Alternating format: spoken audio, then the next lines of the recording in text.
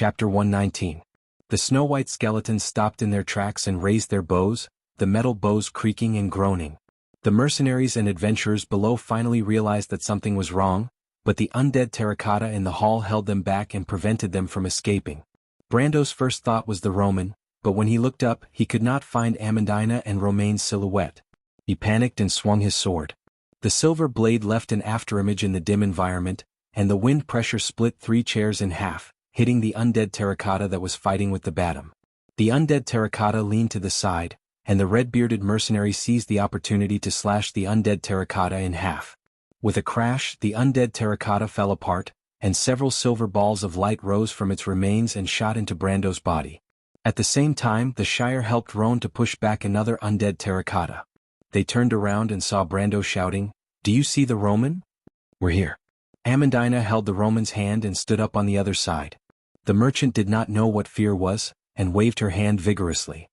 "Get down." Brando shouted at them and then ordered the Shire wall. The young wizard apprentice understood and immediately raised the ruby. Countless lines extended out from the ruby in all directions. The Shire used all his strength to cast a spell, and his mind and magic flowed like water. The wall of law extended to 50 meters, and covered Amandina and the Roman on the other side. Then hundreds and thousands of lines shone slightly and disappeared in an instant, and a wall of air formed out of thin air. At this moment, the skeleton archers had finished their preparations. Their bowstrings vibrated in unison like a storm. The arrows shot down, leaving behind black lines scattered downwards.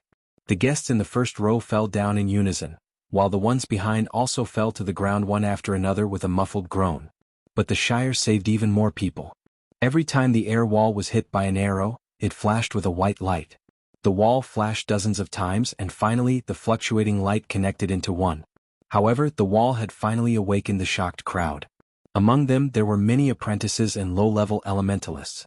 There were even 1 or 2 intermediate wizards. Most of these people did not understand what was going on at first, but now they understood. They stood up, twirled the rings on their fingers, or simply chanted aloud. The wizards stretched out their hands and streaks of white light appeared from the crowd, extending towards the door above the auction house. There were even 1 or 2 weak fireballs. What followed was a series of explosions. Air currents, bone fragments, dregs, wood shavings and dust flew everywhere. At least Brando saw several skulls bouncing and rolling down not far from him. Then smoke and dust filled the entire hall. Brando coughed twice, but his coughs were drowned out by the noise of the surrounding people. He casually pushed aside a mercenary who bumped into him and shouted to the top. "The Shire Roman, come down. Come to me." Brando was worried that his voice was not heard by the people above, but soon he saw Batum rushing out of the smoke with the fainted cripple in his arms. Behind him was the Shire, followed by Amandina and the young Roman. Amandina's face was covered in dust, and she looked like a little fox with a smeared face. When she saw Brando looking at her, she could not help but embarrassedly stick out her tongue. "I thought the Shire's wall would not affect me. Brando, I'm sorry." Even though she spoke with a tone of lingering fear, the expression on her face clearly said, "That was exciting, I really want to do it again." Brando slapped her forehead in annoyance. He looked at Amandina and replied, "You can thank Miss Amandina later. Now is not the time. Come with me, we'll leave this place first." Amandina coughed and replied softly, "There's no need for that." She raised her chin slightly, and there was a faint trace of pride in her heart. She was born as a noble and more or less inherited the pride of Erewhon's nobles. Amandina did not tell anyone and Borg did not know what to do. The Nesson family's complicated crest had an eye-catching lily symbol. Even though it was only at the top of the crest, the symbol was exactly the same as the lily of the Covardo royal family. This meant that this noble family was once a branch of the royal family. Even though they had declined, the hidden nobility in their bloodline still existed. In fact, the inspiration for the mana conduction device came from a dusty blueprint in the family's basement. Otherwise, with her mediocre talent, she would not have thought of this path. But Amandina never thought of admitting defeat. The more her family fell, the more she wanted to revive the deeds of her ancestors. Unlike her noble father, she had always been a competitive girl since she was a child. But Batum's words interrupted her thoughts. The red-bearded mercenary asked carefully, "Where do we leave from, Sir Knight? I don't know how many of these monsters are out there and I don't know how they sneaked in." The cripple even said that the underground auction was heavily guarded. "Damn it, we'll leave from the backstage." Brando looked around at the hazy surroundings and answered. He already had a plan in mind. It seemed that Madara's target was the high-ranking nobles from Bragg's side who were participating in the auction. Then their main target should be the box above. But what made him shudder was that the 3 undead figurines were clearly coming for him. He did not know how he attracted Madara's attention. The young man thought about it again and again, and the only thing he could think of was whether the news of him leading the refugees had spread out through some channels. But he only killed a platoon leader. Did Insursta have to seek revenge for the smallest grievance? To gather information about him and the others, and to plan this operation, it must not be an easy task. It would not be an exaggeration to say that they had mobilized a large force. Brando could only hope that he was only an extra target in this operation. But no matter what, he realized that his existence had gradually begun to affect the course of history. This made him feel a sense of urgency. Otherwise, his advantage would gradually disappear. The Shire also agreed with Brando's opinion, but he obviously wanted to take it a step further. This young wizard apprentice had clearly analyzed the previous discussion between Brando and him regarding equipment, attributes, and experience. His suggestion was that leaving from the backstage was obviously more advantageous for them to fish in troubled waters. The auction items and money that had not been sold in time were obviously a huge treasure trove. If Freya was here, she would definitely express her dissatisfaction with the Shire's suggestion. But it was a pity that this kind and righteous future goddess of war was waiting to be rewarded at the headquarters of the Silver-Winged Cavalry. As for Amandina, who replaced her as Brando's assistant and advisor, although she was born in a noble family, the nature of nobles in this era was not much different from bandits. Moreover, this young lady had always been a pragmatist. When she heard the Shire's suggestion, not only did she not stop it, she immediately supplemented it with her own wisdom, striving to make the plan more feasible. As for the little Roman and Badam, the former was eager to participate in all the exciting and amazing adventures, and did not care whether this was illegal or not. Moreover, the underground trade itself was not something that was legal. As for the latter, as Brando's retainer, he would not object. Not to mention the unconscious cripple, even if he was not unconscious, he would probably raise both his hands and feet in agreement. Just like the rumors that were circulating in Bragg's bar, if there was anything that would make the cripple of Black Pepper Alley happier than taking advantage of others, it would definitely be taking advantage of others. Seeing that his nominal subordinates were still thinking about how to earn money in such a dangerous situation, Brando could not help but wonder if this was a good thing or a bad thing. But speaking of which, this style was exactly the same as his performance in The Amber Sword. Back then, Sophie, who would risk her life for money, was a well-known name for a period of time. Of course, that was also because he was too poor in the early stages of the game. Later on, when Erwin disappeared and he joined the Church of Knights Nation, this reputation gradually left him. But the adventurous nature of his style was deeply rooted in his blood. Whether it was Sophie or Brando, they were all potential gamblers. And his style of doing things more or less influenced the Badam, the Roman, and the Shire. As for Amandina, he turned his head to look at this girl. Her personality was a little similar to his. The few of them had a plan and immediately approached the auction stage below. But they quickly realized that there were many people who had the same idea as them. But under the obstruction of the undead terracotta, there were not many people who could rely on 2 warriors who were close to the iron-ranked level and 15 wind spirit spiders to pave the way. Because of that, they were the first to break through the obstruction of Madara's assassins and arrived at the stage below. The first thing that Brando saw was the auctioneer and his assistant lying in a pool of blood. The place where the tinder should have been on the stage was already empty, and the treasure that gave a lot of bonus points was nowhere to be seen. This made him frown. There were 2 possibilities. One was that the undead had taken the tinder, and the other was that there was something to think about. He and the Shire looked at each other and saw the doubt in each other's eyes. The tinder was an invaluable treasure to most intelligent beings, but it was not the case for the undead. Madara used the Soulfire and the Psionic Tower to expand their territory, so the tinder was almost worthless to them. This information might not be known by normal people, but it could not be hidden from a veteran in the game and a wizard's apprentice. For example, Brendel and the Shire. There's a problem.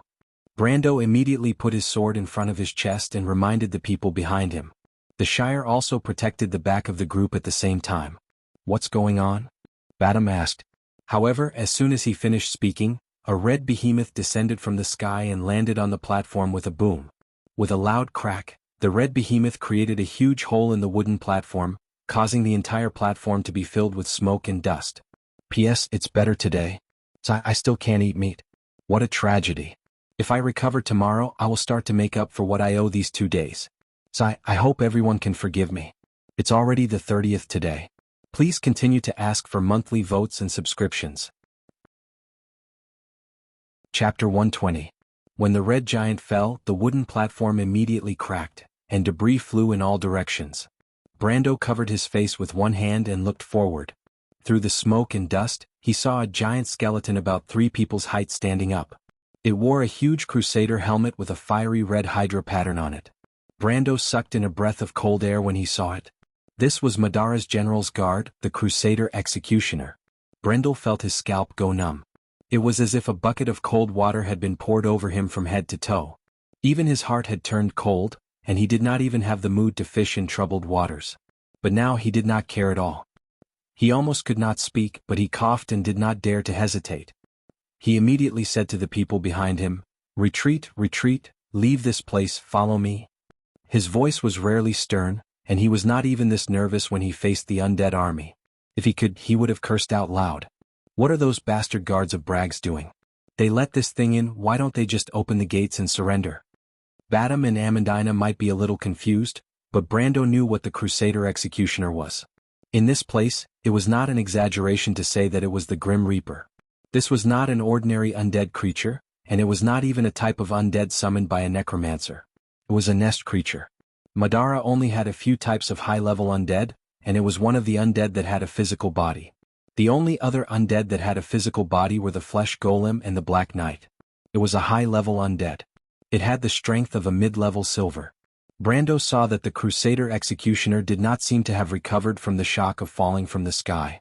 He did not think about anything else and immediately pulled the others to the left. There was a small door under the platform that led to the backstage, and that was their goal. Badam and the Shire reacted quickly. The veteran mercenary immediately felt the aura of despair from the Crusader Executioner. It was a kind of aura that was filled with killing intent. Perhaps only a veteran like him could taste this kind of aura. This giant skeleton wearing fiery red armor and holding a giant axe was definitely not to be trifled with. The group quickly passed under the platform, but the bad news was that the undead had finally stood up, and the only enemies around it seemed to be their group. Brando pushed Amandina and Roman into the door, followed by the Shire and Badam. He looked back. The 2 red soulfire in the monster's black eye sockets had locked onto them. It raised its axe and stood shakily from the platform, making creaking sounds. "Brando?" Roman was confused. "Don't say anything, listen to me." Brando immediately entered the door and closed it tightly. Fortunately, the door was made of pure iron, and they did not know whether it was for defensive purposes or not.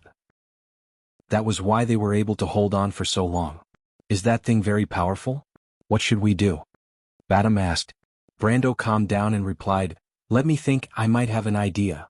He calmly released the wind spirit spiders as he spoke, and allowed them to crawl out of the room through the cracks. In an instant he had a draft in his mind, but he was a little hesitant. Wasn't this too dangerous? His greatest hope was that the monster would go after the others. After all, there were so many people in the hall, and it was not worthwhile for it to chase after them. But before he could finish his thought, the iron door suddenly shook, and the huge force from the door made him fall forward. The others were shocked, and Badam and the Shire quickly rushed forward to block the door. Brando crawled up from the ground and returned to his original position. At this moment he finally gave up on any hope and said with determination, "There is only one way. You guys run first, split up.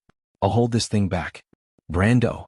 It was the first time that Roman saw the young man's uncertain expression, and the excitement in her heart seemed to have been washed away. Her worry was the same as when she was in Bucci. She wanted to stay and face the enemy with Brando, but this time the young man wanted her to leave first. This was not a battle that belonged to her. Brando knew that the Crusader Executioner's strength was close to 47 ounces, and it was not something that the current Badam and the Shire could fight against. If they fought against this monster they would only be killed in an instant. The Shire was fine, at most he would not be able to use his Highland Squire card for a while, but Badam, Cripple, Amandina, and the little Roman were all people that he could not afford to lose. He had thought it through in an instant. Right now, he was the only one who could use his familiarity with this terrifying monster to lure it away and find a chance to escape.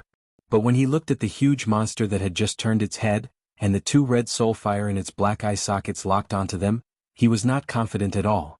After all, this was a monster that was close to the middle of the silver rank, and it was not like the zombie outlander Captain and Ebden of this era who had not reached the silver rank, or who had just reached the silver rank. Brando had thought of giving up on Badam, Cripple, and even Amandina, and let these subordinates buy time for him. He had the ability to do so because other than him, they were not familiar with this terrifying undead creature.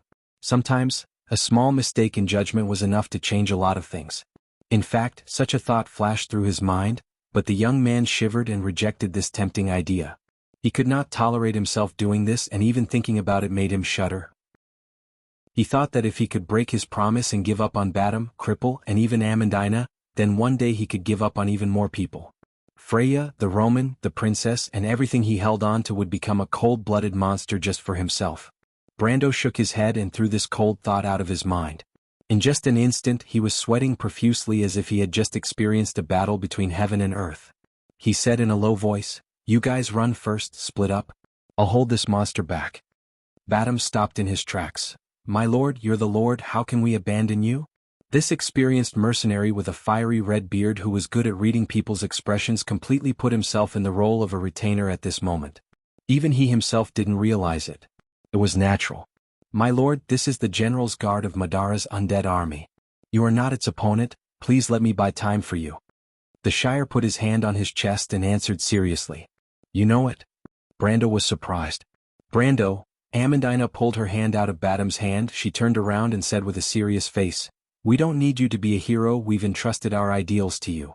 At least, we hope that you can reconsider your promise to a weak woman." "What are you talking about, Amandina?" Badam grabbed the girl's shoulder and lost his temper. But the second impact came quickly, and the three of them felt the terrible power of the door this time. Brando realized that there was not much time left, and he pointed his sword to the back and said in a low voice, "Since when did a woman have the right to interfere in a man's battle? Badam, take her away." "Mr. Brando, you..." Amandina was stunned, but she took a deep breath as if she suddenly understood Brando's meaning. She stopped and looked at the knight with a complicated expression. "Brando, what about me?" The Roman blinked and asked, "Aren't you a woman?" Brando replied in an annoyed tone, "Oh." The little Roman was a little disappointed. Since it was an order, Badam had no room to disobey. He could only nod and leave with Amandina and the Roman from the other side of the stage. He turned around and saw a small hidden door behind the cloth curtain. Most underground auction houses had such an emergency passage that led directly to the showroom. Sometimes it was manually or magically powered. On one hand, it was convenient to move goods, and on the other hand, it was to prevent possible interrogations. Of course, the probability of the latter happening was close to zero. At the same time, Brando also breathed a sigh of relief. If he dared to say that women should not be involved in war in the Amber Sword, the senior and leader who had been guiding him all this time would have beaten him to a pulp. But unknowingly he had become a competent leader himself. And the old players and seniors who had gone through ups and downs with him had left one by one, leaving him to fight alone. It was like this in the game, and it was the same here. Although Brando had confidants such as the Roman and Freya, subordinates such as Badam and Reto, and the intelligent Amandina as his aide, he could not help but feel lonely. However, he still couldn't help but feel lonely. Perhaps no one would understand why he was working so hard. He turned around and looked at the Shire. The wizard apprentice still looked at him firmly and replied, "My lord, you know my identity. In a sense, your safety is more important than my life. Because even if I disappear, as long as my lord is alive, then there is the possibility of me appearing again.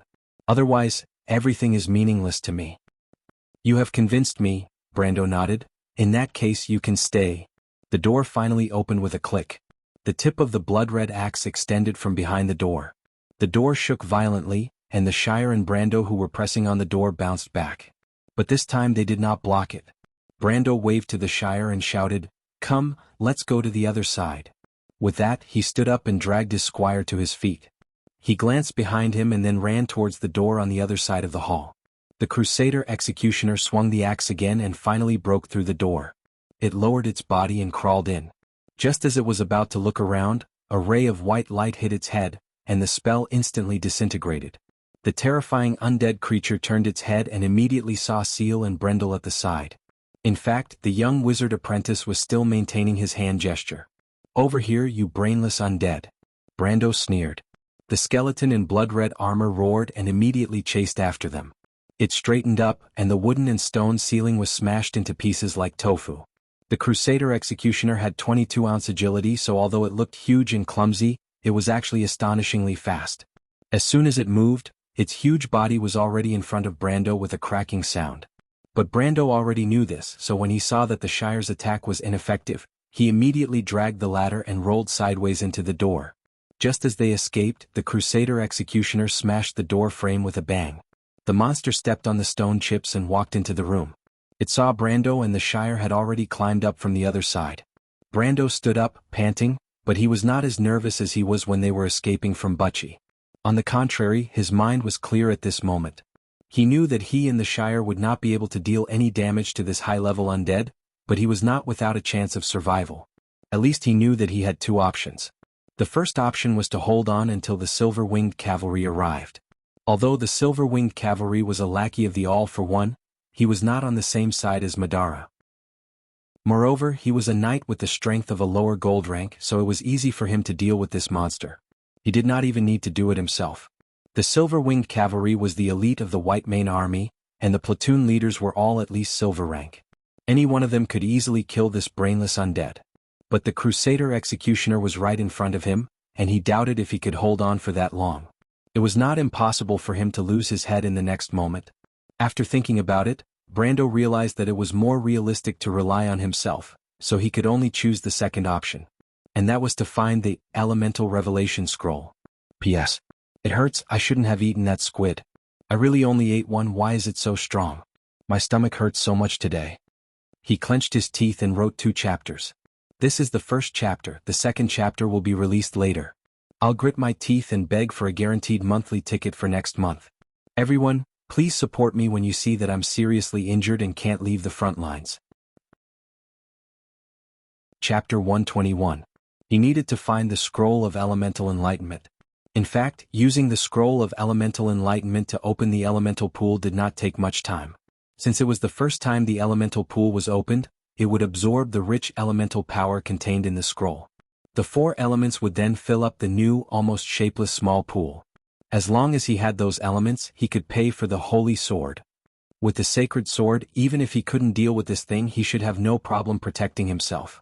This was also the reason why he released those spiders before. He thought that the Wind Spirit spiders, born from elements and magic, would be better than him in finding such an item. Brando instantly figured out the whole plan. He turned back and shouted, "The Shire." "I understand, my lord." The young sorcerer apprentice turned his head and smiled. "Good luck, my lord. I hope to see you again sooner." Brando nodded seriously. His wizard squire had already raised the ruby in his hand. Countless white lines stretched out from the ruby between his thumb and index finger. These white lines, or rather, the part of the 130 million laws that were set by Martha on the other side of the world that were related to defense, blocking, and reaction forces were selected in an instant. They lit up and intertwined with each other. The solid wall emitted a golden light and then disappeared into nothingness. The skeleton in blood-red armor swung his axe and swept it on the wall. Ripples spread out in circles. The ruby in the Shire's hand cracked, but this little wizard apprentice continued to maintain his spell at the cost of overdrawing the medium. "Let's go," he said in a low voice. Brando turned back and looked, then turned and pushed open the door on the other side and rushed out. He did not know who had the Scroll of Elemental Enlightenment at the moment. Although it was said that the underground trade could be done on the spot, the nobles wanted to maintain their dignity. Therefore, they would usually let the auctioneer send the auction item directly to their residence after the auction. So he had a chance. He quickly walked through the corridor. The showroom was in the direction that Batum and the others had left in. However, such a building would usually have an emergency passageway. If he could find it, it would be much easier. However, he opened the doors on both sides one by one. As he continued to be disappointed, he gradually became anxious. Soon he heard a loud noise behind him. It was the sound of the Crusader. It did not seem to have given up on chasing him. The Shire is dead. Brendel could not help but check his own status. The Highland Squire's card was showing a rare gray color, and it was displayed in the center of all his cards. It was the same for the Wind Spirit Spider card. The previous loss had caused half of the card to turn gray. It seemed that summoning cards would face the threat of a graveyard. He hesitated for a moment before recalling the rest of the Wind Spirit Spiders. It was difficult for him to find the right target in this auction house alone. However, the wind spirit spiders that were born from elements and magic would have a much easier time finding the location of the elemental revelation scroll or the person who held it. But when he turned around, the voice behind him caught up again. It seemed that the terrifying undead did not intend to give him the time to do so. At the same time, a wind spirit spider shot out from one of the rooms and landed at his feet. It stopped for a moment, then immediately scurried in another direction. Found it? Brando was shocked and immediately chased after it.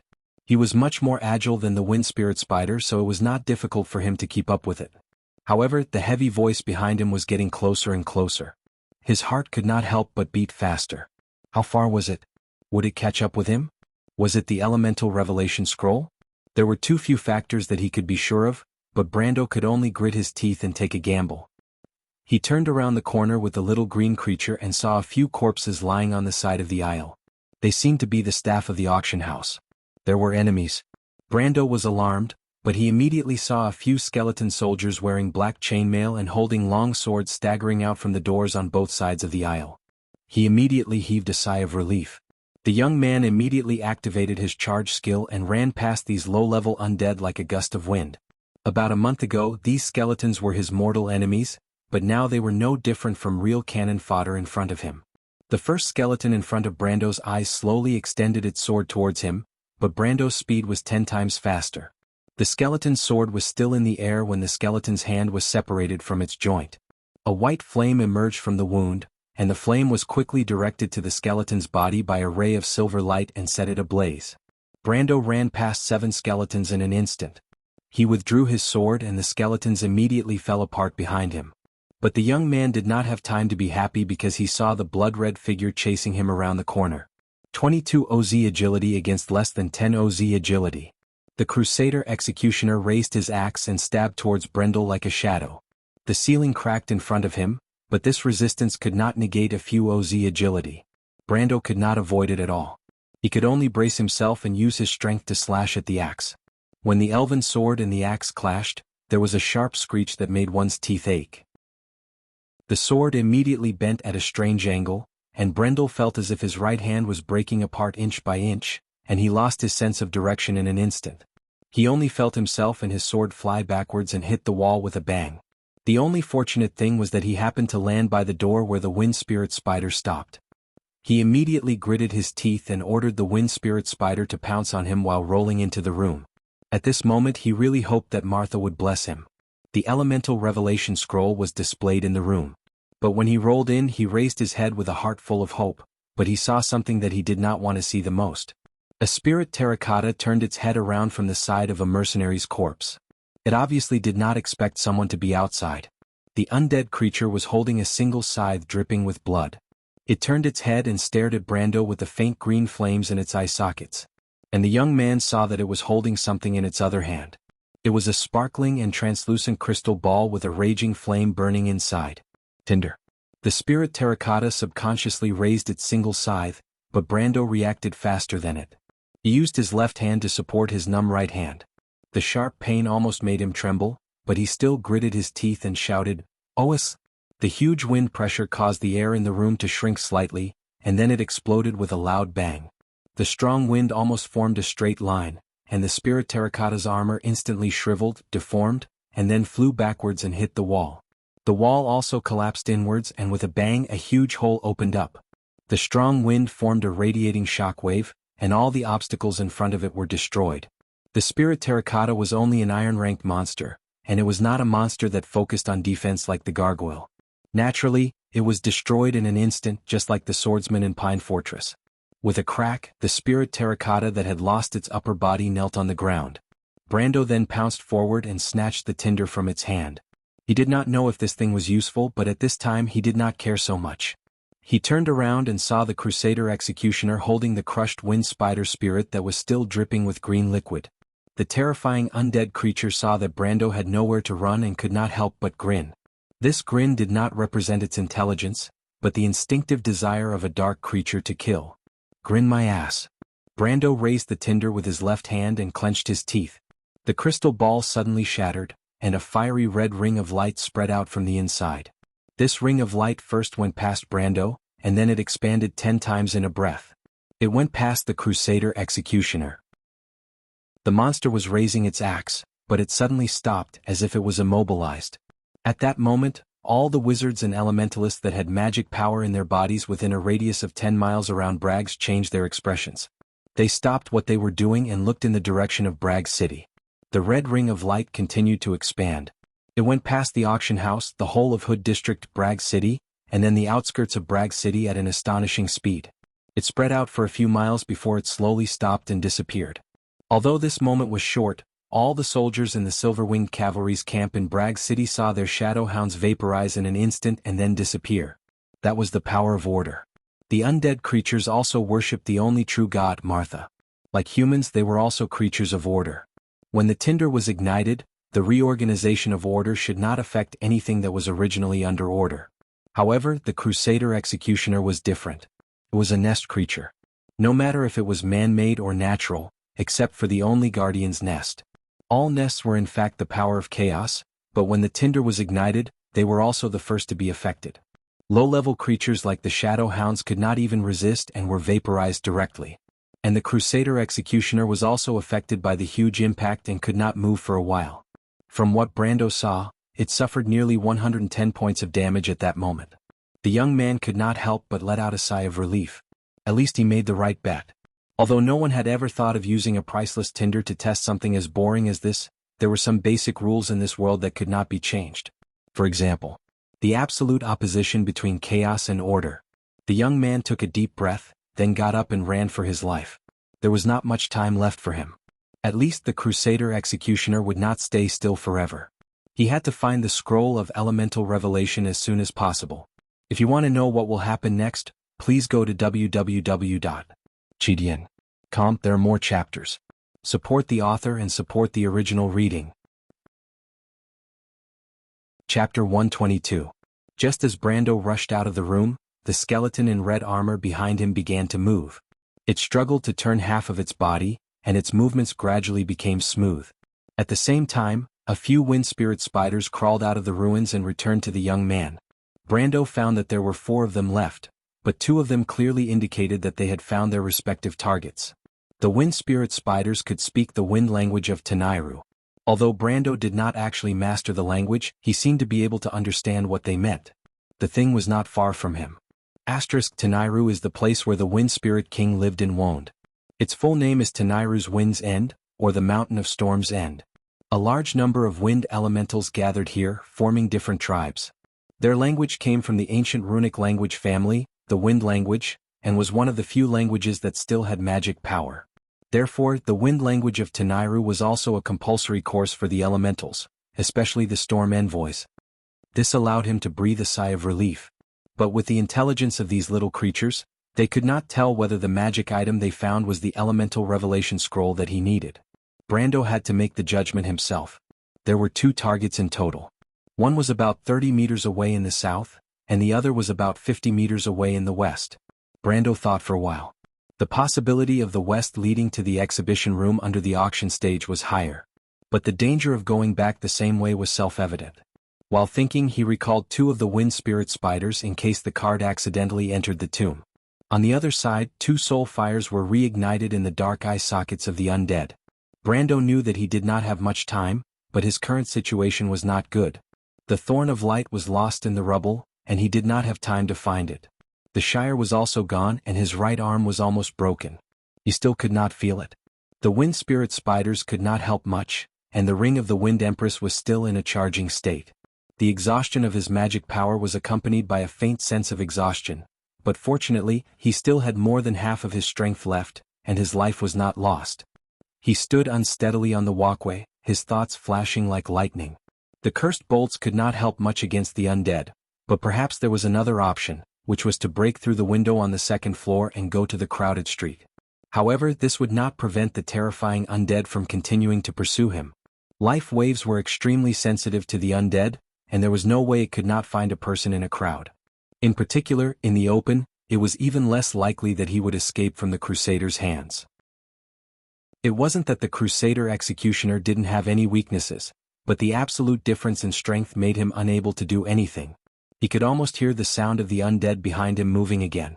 Brando shook his head to get rid of this thought and quickly moved forward along the corridor where broken walls could be seen everywhere. In just a short moment, this small auction house seemed to have encountered a storm. The previous competition had irreversibly changed the terrain here. However, he wasn't in the mood to care about that right now. As long as the undead caught up to him, he wouldn't be able to run more than 10 meters away. I need to think of a way. He suddenly saw the remains of a skeleton soldier not far away, which should be his masterpiece not long ago. He had an idea. The giant skeleton wearing blood-red armor had already walked out of the room with a battle axe in its hand.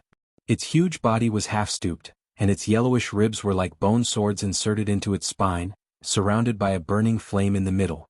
It was only wearing shoulder armor, a helmet, and a simple skirt armor because under the protection of its bone plates were stronger than ordinary metals after being tempered by the power of chaos.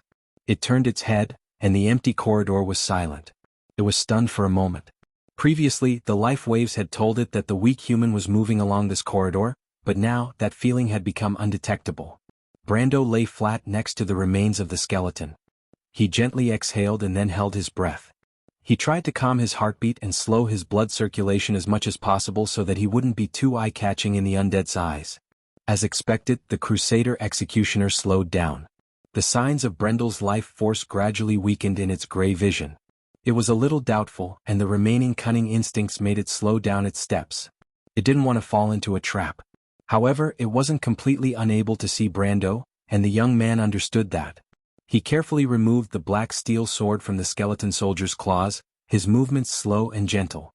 Brando felt that although his heartbeat was slow, every beat was very powerful. It was like a drum covered with leather, beating on his fragile nerves. He didn't know if it was an illusion, but the huge skeleton inevitably came closer. It was less than 10 meters. At this distance, if the general guard of Madara attacked, Brando's head would be separated from his body. He couldn't help but turn his head once or twice, as if subconsciously making sure that his head was still on his neck. The undead took another step closer. Brando could no longer remain calm. The game had trained him to be calm, but now he was gambling with his life. He glanced at the tall skeleton. The general guard of Madara was known for its speed, ruthlessness, and slaughter throughout the battlefield. The giant axes in their hands were nearly 4 meters long, and when they hit with full force they had more than 20 tons of force. Every time they fought on the battlefield, the humans had to pay 10 or even 100 times the price. In the war records of Karsuk, the necromancer used dozens of general guards to disperse an entire infantry regiment of Erewhon. On the frontline battlefield, these huge monsters were like moving iron towers in a chaotic battle. Terrifying legends about them could be found everywhere. Of course, the humans also had those famous elite troops that could match them one-on-one. But Brando hadn't reached that level yet. When the Crusader executioner's eyes fell on him, his heart couldn't help but beat faster. His blood began to circulate faster, and his life force seemed to become obvious again. The tall undead paused for a moment, and a cold aura suddenly shrouded Brando's head. It had seen through his trick. But only a few seconds had passed. Brando felt his forehead was cold. If he moved a little, he would be attacked, but even if he maintained this state he wouldn't be able to hold on for more than a few seconds. He stared at his attribute interface, thinking that a few seconds wouldn't help at all. He needed more time, a little more. He suddenly made up his mind and rolled to the side. The huge skeleton immediately reacted. It raised its battle axe, and the cold light reflected from the metal side hit Brando's face, making him pale. The gigantic monster was like a gray ghost. It moved more than 10 meters in the blink of an eye. It swung its axe to the side and created a crack in the wall. The cold edge of the axe was like a plow plowing through bricks. The broken bricks and the wood embedded in the wall protruded outwards, forming a deep trench that was moving forward at a high speed. The auction house was in an underground passage. The walls on both sides were reinforced, but under the abnormal strength of the Crusader executioner, they were as fragile as a piece of tofu. It swung forward, and the wind pressure and the crack suddenly extended towards Brando. But the young man made a feint. He rolled to the side and at the same time he kicked hard on the ground and jumped in the opposite direction. The huge skeleton's axe was destined to hit the ground, and with a loud bang the stone floor cracked and stone fragments flew everywhere. But Brando jumped between the legs of the huge undead. The Crusader executioner let out a roar from its hollow neck. This was the scream of the soul, and it wanted to stab its feet with the axe. But Brando dodged left and right and had already climbed up and grabbed its thigh bone. Every time the huge skeleton wanted to turn the axe, the long handle of the axe was stuck in the ceiling. In the blink of an eye, Brando had already dodged 3 attacks. It finally woke up and reached out to grab the cunning human. 15 seconds. Brando had held on for long enough. When the huge skeleton of the Crusader executioner grabbed downwards, Brando immediately lowered his head to avoid it. The moment his charge skill entered cooldown, he activated it at the same time. In a flash, Brando had almost twice the agility of the monster. He rushed forward like a continuous shadow, and at the same time, he slashed the wall in front of him with a charge skill. Close to 20-ounce power bombarded the wall. The black steel sword let out a cry and broke inch by inch. But the wall also caved in with a loud bang, and the bricks became crisscrossed. Brando threw away the sword and punched with his left hand, and the wall collapsed. He jumped into the wall, and as expected, it was the other side of the room. The wind spider spirit had already gone through the sewer to wait for him here. He was close to his target. But the Crusader executioner was even closer. Brando did not dare to be slow, and with the last bit of acceleration, he rushed out of the room like a meteor. Just as he left, the huge skeleton behind him roared and smashed through the wall. It shrieked and raised its head, its hands parting the broken wall, allowing the dust to fall and slide down the helmet. Then with a loud bang it squeezed in. The 2 of them, one in front and one behind, started a chase in the narrow space. The auction house was very unlucky. The Crusader executioner was like a human bulldozer. The wall between wood and stone could not withstand a single blow from its power of close to 50 ounces. As it moved forward, any wall would crumble into powder. In just a moment it passed through 3 walls. From the outside of the auction house, a part of the circular building had collapsed. Brando anxiously calculated the distance. There were still 2 more rooms. He casually took out a dagger from his belt and threw it back, but the Crusader executioner did not stop, and directly knocked it away. The sharp blade only left a white scratch on its bones. It raised its head, and what it faced was a wind spider spirit, but the huge skeleton casually punched it into a green sauce. Brando passed through another room. The Crusader executioner raised its axe for the second time, and this made the young man feel a chill down his spine. It seemed that there was not enough time. If you want to know what will happen next, please log on to www.chidian.com and read more chapters. Support the author and support the original reading. Translator, Endless Fantasy Translation Editor. Endless Fantasy Translation Editor. Endless Fantasy Translation. Chapter 123. The huge skeleton took a step forward and raised its battle axe. Even though it was still behind a wall, the experienced Brendel knew that he was already within its attack range, and he could not help but feel a chill in his heart. He couldn't think of any way to defend himself, and the only chance he had was to sacrifice an arm to save his life. He had already made the decision. But at that moment, a handsome young man with silver hair and purple eyes walked out from the corner with a gloomy expression. He was about 25 or 26 years old, and he bumped right into Brando. Behind him were 2 soldiers wearing dark blue knight's uniform, silver breastplates, long swords and silver scales on their epaulets. It was the uniform of the silver-winged cavalry. This young man was one of the lieutenants of the silver-winged cavalry's commander, the illegitimate son of the Duke of Grenoir's Viscount Turst. When he saw Brando, he seemed to have thought of something, but his face quickly turned gloomy. Without saying a word, he pulled out a thin sword from his waist and stabbed towards Brando's left chest. His speed was fast, and his sword was both accurate and ruthless. It was hard for a normal person to see, and it looked like a thin silver line drawn in the air.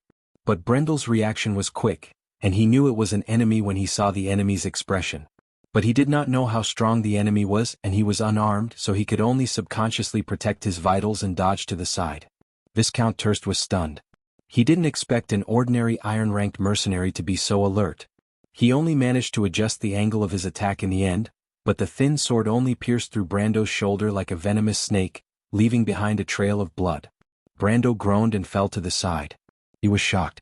He saw clearly that Turst was a middle-ranked knight, and he was at least a gold-ranked fighter. Luckily, Turst wasn't paying attention when he attacked, or else he would be a cold corpse by now. He didn't have time to think about how he had offended a level 3 expert, and such a young one at that. This guy must be an enlightener. In fact, Brando wasn't wrong. Turst wasn't just an enlightener, he was also the holy son of all for one. Compared to most of his peers, this young man had the right to be arrogant. But this was the second time Brando had failed. Turst had never failed before, but ever since Borg Nineye's disappearance, his daughter's disappearance had been a few days ago. They already knew that Borg Nineye's family was related to Borg Nineye's family. Nesson's family might be related to the Cipher dynasty from more than 100 years ago. This was related to a huge secret, but he had originally concluded that a noble's daughter would not be able to play any tricks. He did not expect this confidence to disappear under his nose. He had always been frivolous on the surface, but he was cautious on the inside. However, this was the first time he had tasted the bitter fruit of failure. There was also the young man in front of him. All the information he gathered in the past few days pointed to a mistake in their information gathering. Based on the information gathered, all for one in Braggs could conclude that there was a leader above the Copper Dragon Redo. It was a young man, so Turst's first suspicion was that Brando had appeared with Badam that day. Of course, it was just a thought and Turst didn't take it to heart. He just didn't expect to meet Brando in a place like this. The moment he saw Brando he wanted to test him out. But his test was to kill him. Even if he killed the wrong person it wouldn't matter. After all, he was just a nameless mercenary. But he didn't expect Brando to give him a surprise. A huge surprise. When Brendel fell he went right between Turst and the two soldiers, and used the momentum to roll behind the three of them. Our Viscount could not help but be startled. Just as he was about to turn around and strike again, the wall in front of him suddenly cracked open. The bloody pointed helmet of the Crusader Executioner poked out from under the small door, and then it stretched forward. The giant axe lifted the entire wall and caused it to collapse to one side. Turst was shocked and deflected the axe with his sword. The wind from his sword caused the wall to collapse, but he couldn't help but exclaim, "The Crusader Executioner." The giant skeleton wouldn't show mercy just because he was a core member of All for One. The first thing it saw in its burning eye sockets was Turst's slender sword that blocked its axe. Its soul fire flickered and its right claw pierced towards the heroine's ribs.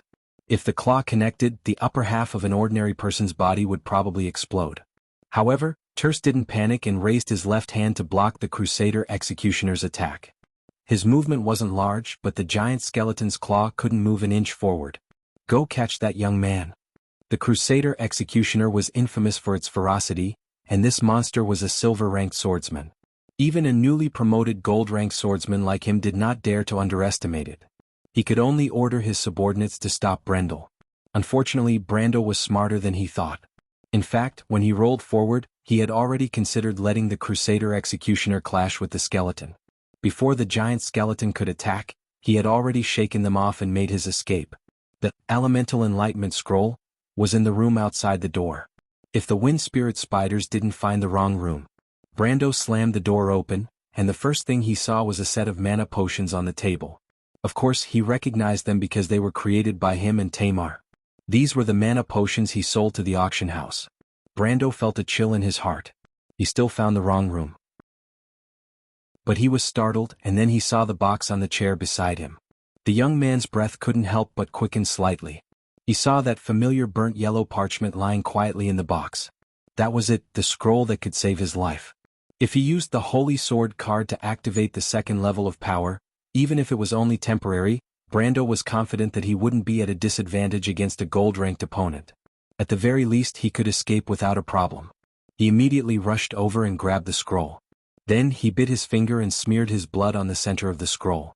The elemental contract was so simple. The scroll glowed and began to burn. It was different from the fire of the mortal world. It came from the domain of the fire element, the elemental fire of the Hell Babatar Abyss, which was also the fire of the contract. In Wond, whether it was the angels of heaven or the demons of the underworld, they all used the elemental fire to carve the mark of the contract. This tradition originated from the beginning of the world, when Martha and the Fire Spirit King made the first contract. In fact, this tradition was not encouraged throughout history. Even the merchants in the human world used the method of branding on parchment to establish contracts before the Age of Chaos. It was also influenced by it. After the contract of fire was established, the same pattern on the scroll randomly appeared on the back of Brando's hand. This was the elemental pattern, the symbol of an elementalist. Brando carefully checked his elemental pattern and found that it was the most common pattern of fire in Erewhon. He couldn't help but sigh. He thought that he should have some special patterns. Not to mention the 6 elemental sacred patterns of Tumen, at least a 3 or 4 elemental pattern would be good. A single elemental was the most unpromising type of elemental. But fortunately he didn't do it to become an elementalist. The prompt of the establishment of the contract was projected on his retina as usual, a line of green words faintly. Then his elemental pool was formed. There were 6 slots of each element, 7 slots of fire element, and no light and dark elemental pools. Seeing this, Brando once again confirmed that this body did not have the potential to become an elementalist. The player elementalist had 17 slots of each element and a complete light and dark elemental pool. Even so, it was only the qualification of an elementalist. Of course, at least it was much better than Brando's state. If there was a description to describe Brando's state, it would be that he was the most unsuitable person to become a wizard or an elementalist. He was just lucky enough to open an elemental enlightenment scroll. A single fire arrow requires 3 fire elements. That means if I'm an elementalist, my elemental pool is only enough for me to cast lesser spells twice a week. Lesser spells that are not part of the 12th circle are called lesser spells. The Shire's magic arrow was a typical secondary spell. Although he didn't want to become an elementalist, seeing this nondescript elemental pool, Brando didn't know whether to laugh or cry for a while. He coughed and suddenly heard footsteps outside the door. He didn't know if it was the young man with the strength of gold. His heart tightened and he subconsciously wanted to grab the mana potion on the table. But this time he grabbed empty air.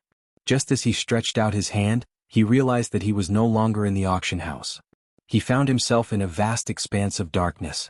The room, the table, the mana potion, and everything that should have existed had disappeared, leaving only a vast darkness that he had never seen before. No, Brando suddenly remembered that he had seen this kind of darkness in the game. That was when he died. He couldn't help but be shocked. Was he already dead? But this was not a game. Then what was this situation? He couldn't help but look around. The first thing he thought was whether he was in an illusion. But let's not talk about whether this was superfluous. At least in the illusions he had heard of, there was no such thing. Unless it was an illusion that directly affected the mind. But that kind of illusion would stimulate the unyielding talent. It was impossible for him not to notice it at all. But in the next moment, Brando was stunned. He saw a young man with shoulder-length black hair and a pair of ghostly blood-red eyes walk out of the darkness. The young man looked at him and smiled slightly. His delicate hand that was as beautiful as a woman's gently brushed the silver robe on his body. Then he smiled and said, "It seems that you are very confused." Brando recognized the robe on the young man's body. It was the robe of an elementalist. It was just that the 4 crisscrossing blood-red patterns on the sleeves of the robe made him slightly startled. Among the high-level elementalists, those who mastered level 12 spells became elementalists. They were the envoys of the Elf King. There was a pattern on the elementalist robe. Those with 2 patterns were the great teachers of the elemental throne. Those with 3 patterns were the demons who had long been known as the Sage. What were the 4 patterns? Brando could only think of one name. The Elemental Emperor, Tumen. This young man did indeed fit the description of the Myrna people in the myths. He had black hair and blood-red eyes, and was a follower of the Dark Dragon. But he hesitated for a long time, not daring to confirm whether this young man was the legendary figure. Tumen had been dead for thousands of years, hadn't he? But the young man seemed to see the doubts in his heart. He smiled and nodded, "I am Tumen." "You're Tumen?" Brando was so surprised that he even forgot his situation for a moment. "Why are you here?" "That's not important, Brando." Tumen replied, "My last contractor died almost 300 years ago, and the last person who carried these cards was unwilling to give up his path as a knight. It's just that I didn't expect that in just a few decades, there would be a new successor." He paused for a moment and smiled. "What I mean is, are you willing to stop for a while and listen to the story of the Planeswalkers?" "Planeswalkers?" Brando was slightly startled. "If you want to know what happened next, please go to www.chidian.com. There are more chapters. Support the author, support the original reading. Chapter 125. Planeswalker? Brando almost groaned. He couldn't help but touch his forehead, wondering if he was dreaming. The young man in front of him who claimed to be Tumen and the special space that brought him into, as well as these bizarre messages, all made his mind a mess. He had never heard of a profession called Planeswalker in the Amber Sword. He first wondered if it was a profession that he had never understood. After all, in a world with such a huge and complicated setting and self-improvement every day, it was impossible for him to be omniscient and omnipotent. But then Brando felt a little awkward, and his intuition told him that this conjecture was not valid. Brando looked calm on the surface, but in his heart he kept thinking, what is going on? What is a planeswalker? What is this place? Tumen's hands were in his sleeves, and his whole body was floating in the dark void. He saw Brando's doubts and replied with a smile, "It seems that you are still very confused. In fact, this is just a refraction spell. It allows the message I left behind to be projected in your mind through this, so you don't have to be nervous. This is just your own inner world. Everything here is constructed according to your inner thoughts."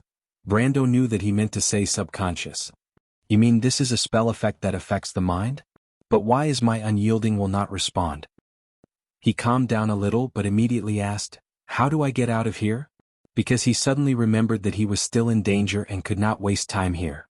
"Why are you in a hurry to leave? Because this is the world in your mind. Everything happens here as fast as your thoughts. The Bastions have a saying, people can finish a long dream in a short moment.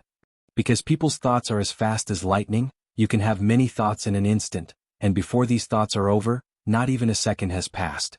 Tumen laughed and said, "Even if you are going to die in the next second here, you can live for a quarter of an hour." Brando carefully digested the meaning of the Elemental Emperor's words. Rationally, he was more willing to believe this explanation, but instinctively he could not help but consider the danger outside. He took a breath and asked, "I understand, but let's finish this message quickly. Emperor Tumen, what do you want to say to me? What is a planeswalker?" Forcing himself to calm down, Brando began to figure out the meaning of this dream. Since Tumen said that this was a projection of a message, it meant that he had something to tell him. "Do you have anything to say?" Brando didn't think that there was any connection between them. Brando was a pure-blooded southerner of Erewhon. He had neither the blood of the Myernas nor the blood of the Bastions. In terms of inheritance, Tumen would not have looked for him alone. Moreover, there must be some kind of medium to store the spell. In other words, this message was originally stored on something close to him through a triggered spell. Brando lowered his head and could not help but recall carefully, trying to find the suspicious points of the things on his body. First of all, he had to rule out the ordinary items, his clothes, and some small items such as matches and kindling. Excluding the items that he and Tamar had made, such as the cursed crossbow, the statue of the saint, white deer, and the mana potion. Finally, it was natural items such as the fruit of the golden demonic tree, and some magic materials. Now, the only things that could be considered suspicious were the trivial items he had obtained from the battlefield and the ring of the Wind Empress. But those trivial pseudo-magic items were nowhere to be found. The Ring of the Wind Empress had long been appraised in the game. It had a follow-up plot, and Brando had already asked the cripple. The lone shark did indeed know about the ring in the oil painting. According to him, the oil painting was given by a merchant to a knight that Brando's grandfather used to serve. Then, the knight gave the oil painting to Brando's grandfather. After that, the oil painting was left in Brando's old house. As for the story before that, it was a long story. The cripple said that a total of 13 rings were made. Although they were not authentic, each ring was priceless after hundreds of years. At that time, the merchant wanted to curry favor with the local lord, but he did not know what happened after that. Even though Brando was still suspicious of the cripple's words, at least it meant that the ring had nothing to do with Tumen, even if it had something to do with the wind sage Saint Tassel. The next suspect was the mysterious stone fragment that he obtained from Borg Nessen's corpse. Brando had always suspected that the noble's background was not as simple as it seemed. Amandina was a noble's daughter, so how could it be so coincidental that she learned how to design and make magic devices? In Erewhon this was not a common thing. Moreover, Brando believed that if he could detect this, others could as well. Turst must have understood this as well. He was beginning to suspect that the Viscount's motives were not simple. And now, it seemed that the stone fragment was the most suspicious. But he immediately shook his head and remembered something else. Before he entered this world, he had touched another unknown item. The Scroll of Elemental Revelation. Brando recalled the situation at that time. He clearly remembered that the Scroll of Elemental Revelation had the seal of the Crystal Forest and the unique serial number of the fairies. In other words, there was nothing wrong with the scroll itself. However, he had already come to his senses. He finally realized what the key to triggering this spell was: opening the elemental pool. But what was the connection? He immediately thought of the Cards of Fates. Yes, he had always treated these mysterious cards as skills and not items, so he did not think of them at first. But now that he thought about it, Brando realized that these cards were more suspicious the more he thought about it. First of all, these cards had never appeared in the Amber Sword. Perhaps Brando had not heard of a single magic item in the game, so it was not suspicious. However, if a series of magic items had never appeared in the eyes of a hardcore player, it would inevitably raise suspicions.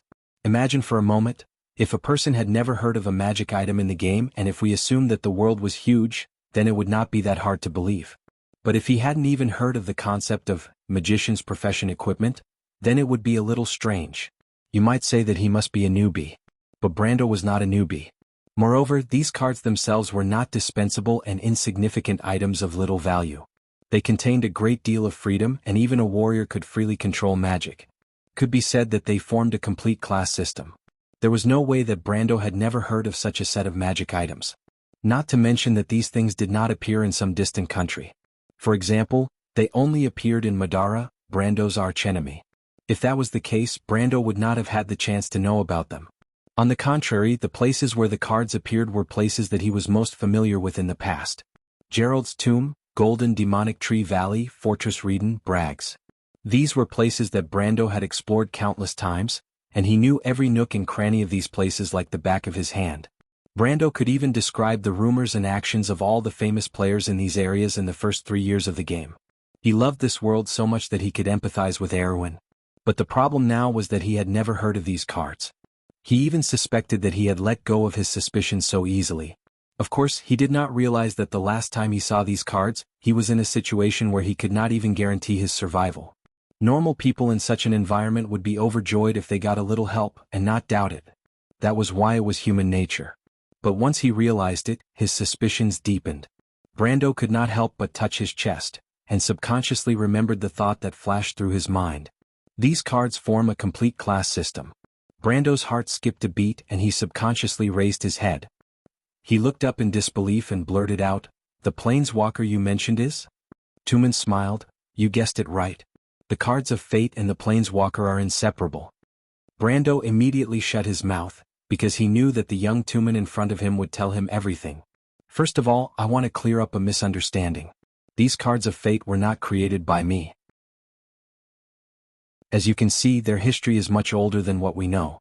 Tumen opened his hand, and there was a card of fate in his palm.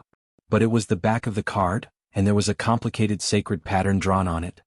This mark you see is the original sample of the sacred pattern.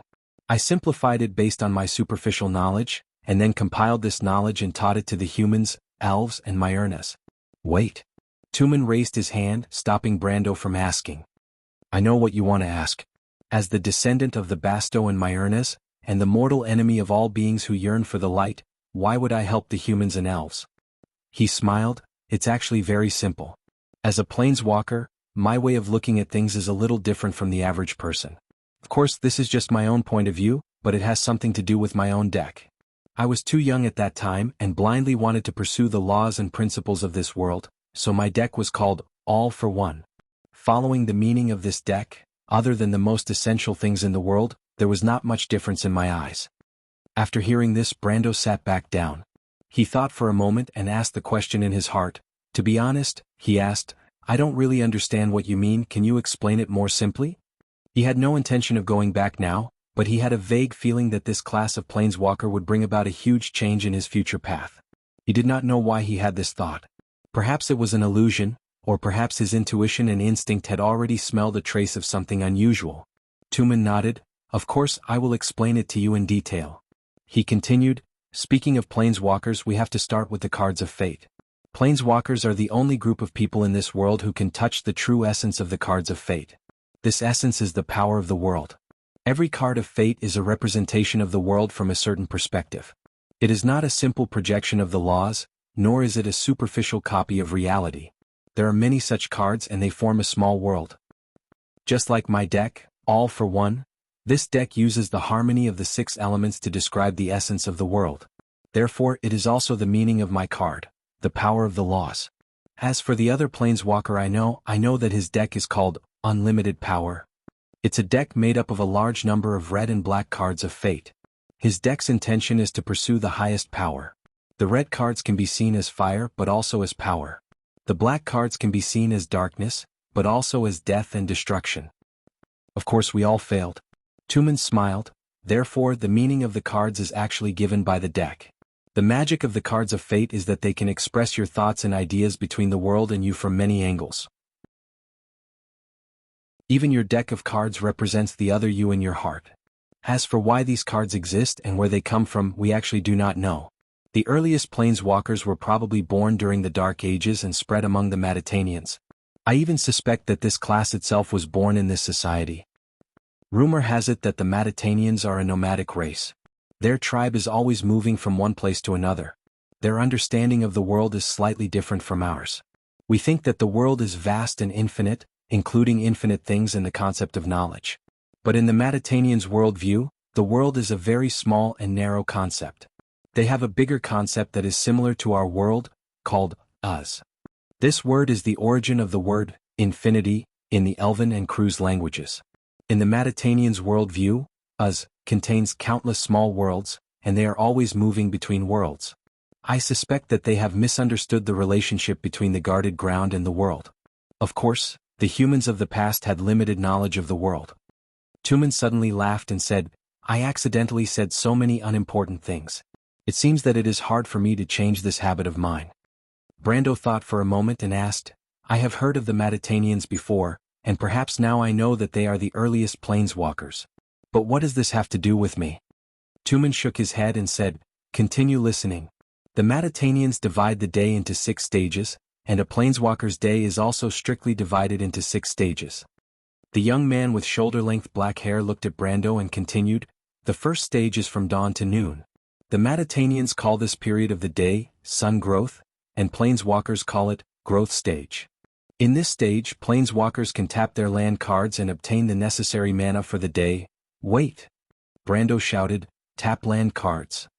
Yes, tapping land cards is the most basic ability of every planeswalker. It is also the source of their power. Wait, can you explain it in detail? It is very simple.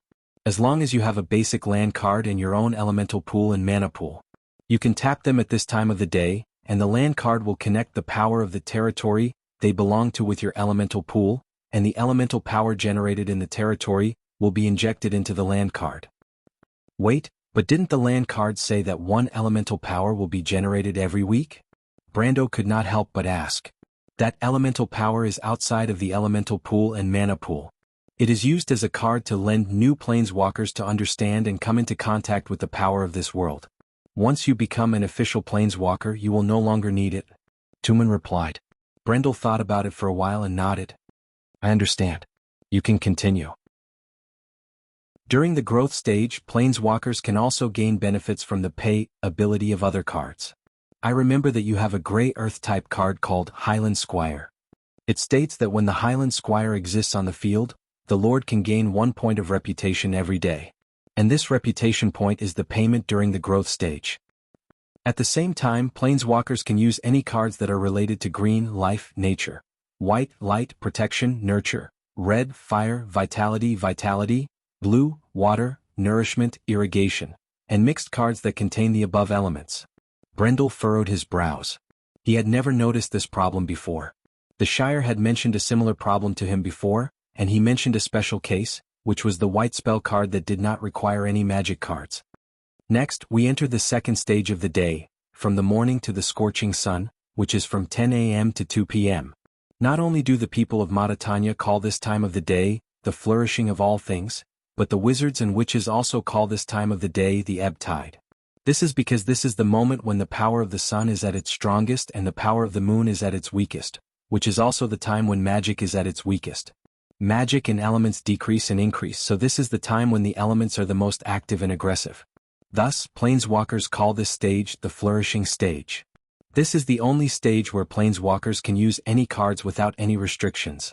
At the same time, they can also draw 3 cards from their deck and put them into their hand. Wait, Brando was stunned. What does this mean? This is the rule of planeswalkers. At the beginning of each day, a planeswalker can only use a fixed number of cards in their hand. They may be able to draw more cards than this limit, but during the reset stage of the day, they must discard these cards that exceed this limit. And we call this fixed number of cards of fate the hand. On the other hand, the stronger a planeswalker is, the more cards he can control. For example, as a new planeswalker, you can only control 5 cards in your hand. Do I have to choose the cards in my hand? Brando asked. No, the cards in your hand will be drawn by you from the designated deck. Like me, my card will be all in one with the power of the 6 elements, so the rule divides my deck into 6 equal parts, so I have 6 decks. Tumen replied. Brando frowned, but if that's the case, the uncertainty increases a lot. Then, if I only control a few powerful cards and discard the useless ones, wouldn't I be able to freely maintain the strength of my cards at the same level? In theory, yes, but this is not the ultimate goal of a planeswalker. Tumen shook his head. Ultimate goal? You know that after the level 3 power system, some people can activate their elemental powers and become extremely powerful. But you may not know, but after activating your elemental powers, the next stage of power is the perfect body. From iron to gold, the final step is to pursue the existence of power that only exists in legends. You know, fire is an element. Its highest level is the fire element because the fire element is the origin of all flames in this world. But in fact, there has always been a rumor that above the fire element, there is an even higher level element, which we call matter. Like matter, time, space, and even logic, power, itself, these elements that represent the deepest meaning of the world, we call them the power of existence. Brando stared at Tumen, speechless for a moment. Of course, he knew about the perfect body because he had already experienced this stage in the past game, level 130 silver body. He had also heard of the power of existence, but it was rumored that after players reached level 160 and completed the golden body, their EXP would stop increasing. No one knew which final hurdle to break through to reach the power of existence, which was only one step away. However, none of them had expected that such a path actually existed. You mean, he could not help but ask, planeswalkers can finally reach the power of existence? Tumen nodded and pointed at the cards. When you perfect your world, when this rule can be self-consistent, the door to the power of existence will open. Of course, before that, you have a long way to go. Tumen seemed to have noticed Brando's interest and continued, start by building your most basic deck. What do I have to do? Brando asked subconsciously. Actually, from the moment you came into contact with the first card of fate, you had already revealed your own deck. But I'm a little curious, your deck is different from any I've seen before. It seems to represent a huge class system through the deck. I don't understand why you're interested in the class system, and this idea of all-class domination. What does that mean? Tumen thought for a moment and asked, puzzled. When Brando heard this, he could not help but sweat profusely. When he first came into contact with the cards of fate, he was still Sophie's soul. As a professional player, of course, he instinctively wanted to take up a powerful class. Most players had the dream of taking up all classes, but he did not expect the cards of fate to capture that dream. Only now did he realize what the opening of the Knight's Path meant. Damn! Brando screamed in his heart. If the cards were a manifestation of the world, could it really be all-class domination this time? P.S. I've just returned from tomb sweeping, so I won't be home for the next 2 days. I'll start updating tomorrow and make up for the words I missed last week. This chapter is about 7,000 words, so I won't split it into chapters to avoid inconvenience. So I'll just complain. Back in my hometown, other people eat meat and drink wine, but I'll just sit at the table and watch a table full of vegetables and porridge. Damn, this year was so miserable, I want to die when I hear about food. Because I didn't have much time, I wrote this chapter yesterday and today. I'm not used to using a notebook and I don't have any information on hand, so I don't know if there's any problem. To be continued. If you want to know the future, please go to www.chidian.com. There are more chapters. Support the author, support legal reading. Chapter 126. Standing at the pinnacle of all professions, this was indeed a path of transcendence. But how do I become a planeswalker? Brando asked the key question. As soon as Tumen stopped, all the drafts he had prepared vanished into thin air. The last person he met was a Templar knight named Gironda. He tried his best to persuade the young man to give up his faith and join the ranks of planeswalkers. So Tumen was well prepared this time, but as soon as he opened his mouth, Brando seemed to have agreed. Of course, Tumen did not understand the difference between the mentality of a player who pursued higher and stronger power and the heart of a knight. Of course, to be able to find a qualified successor, Tumen was still very happy. He was not Tumen, but a message left behind by the talented planeswalker. When he completed this task, it meant that his thousands of years of mission could finally come to an end. So he immediately replied, to become a planeswalker, you must first have your own territory in Uz. I told you before, Uz is a world called Infinity in Maditanian mythology. This world is filled with countless strange half-planes. You have to tap the land card in your hand for the first time and establish your first territory. Tumen's tone changed. This is the first territory of your kingdom. On its foundation, build your strong castle and summon your loyal knight. Build the first deck in your hand. From this moment on, you are a planeswalker who controls an independent world. Brando listened with fascination and could not help but ask, "Can I try?" Tumen nodded, "Of course you can. I remember that you already have a land card. That is your most original capital. But the key is how you are going to build your first deck." "Then how should I build my first deck?" Brando asked again. He knew nothing about the game system and had never heard of it. At this time he could only calm down and be a good student. But he could not help but wonder if the existence of planeswalkers was unique to this world, or had it never been discovered in the Amber Sword. But when he found the card in Geronda's tomb, it was not difficult. What made him discover it but others did not? Brando thought that there must be some kind of opportunity. But he had not found it yet, and could only quietly listen to Tumen's explanation. To build your own deck you must first understand the cards of fate. Apart from the card system, the cards of fate can be divided into several categories. The first category is creatures, including characters, heroes, beasts, monsters, and even dragons. When you show this card, the summoned creatures will appear from the card. They have different attributes, different strengths and weaknesses, and some even have abilities. Tumen replied. "I already know about that," Brendel replied, "like the Shire and the Wind Spirit spiders?" "Yes."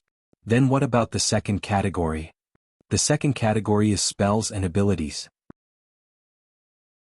The types of spells are determined by the colors of the cards. Red, green, blue, gray, cyan, gold, black, white and red attack, gray for protection, blue for changeable and black for mystery. The different colors of the cards not only determine the attributes of the spells, but also determine when they can be released.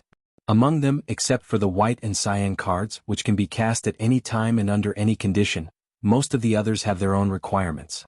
Similar to energy loss. Tumen nodded. The third category is treasures. The treasures must be white. The treasures' characteristics are that they must be attached to a medium when they enter the field. This medium can be the planeswalker himself, or the summoned creatures of the planeswalker, or even a barrier. Barrier? This is the fourth category of cards, barriers. Barriers have both the characteristics of spells and the characteristics of the field. Barriers cannot be moved, but they are powerful. The fifth category is called resources. Resource cards are very similar to land cards. They can be attached to both barriers and land cards.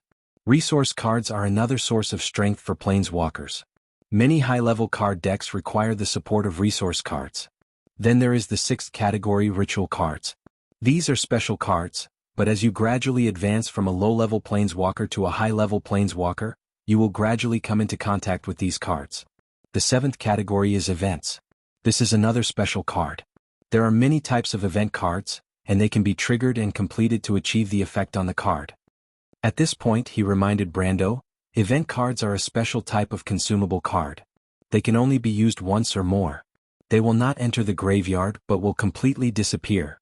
Tumen talked for a long time, but he did not ask Brando to memorize the last few special cards. He said that as a planeswalker's strength increased, he would slowly discover and understand these cards.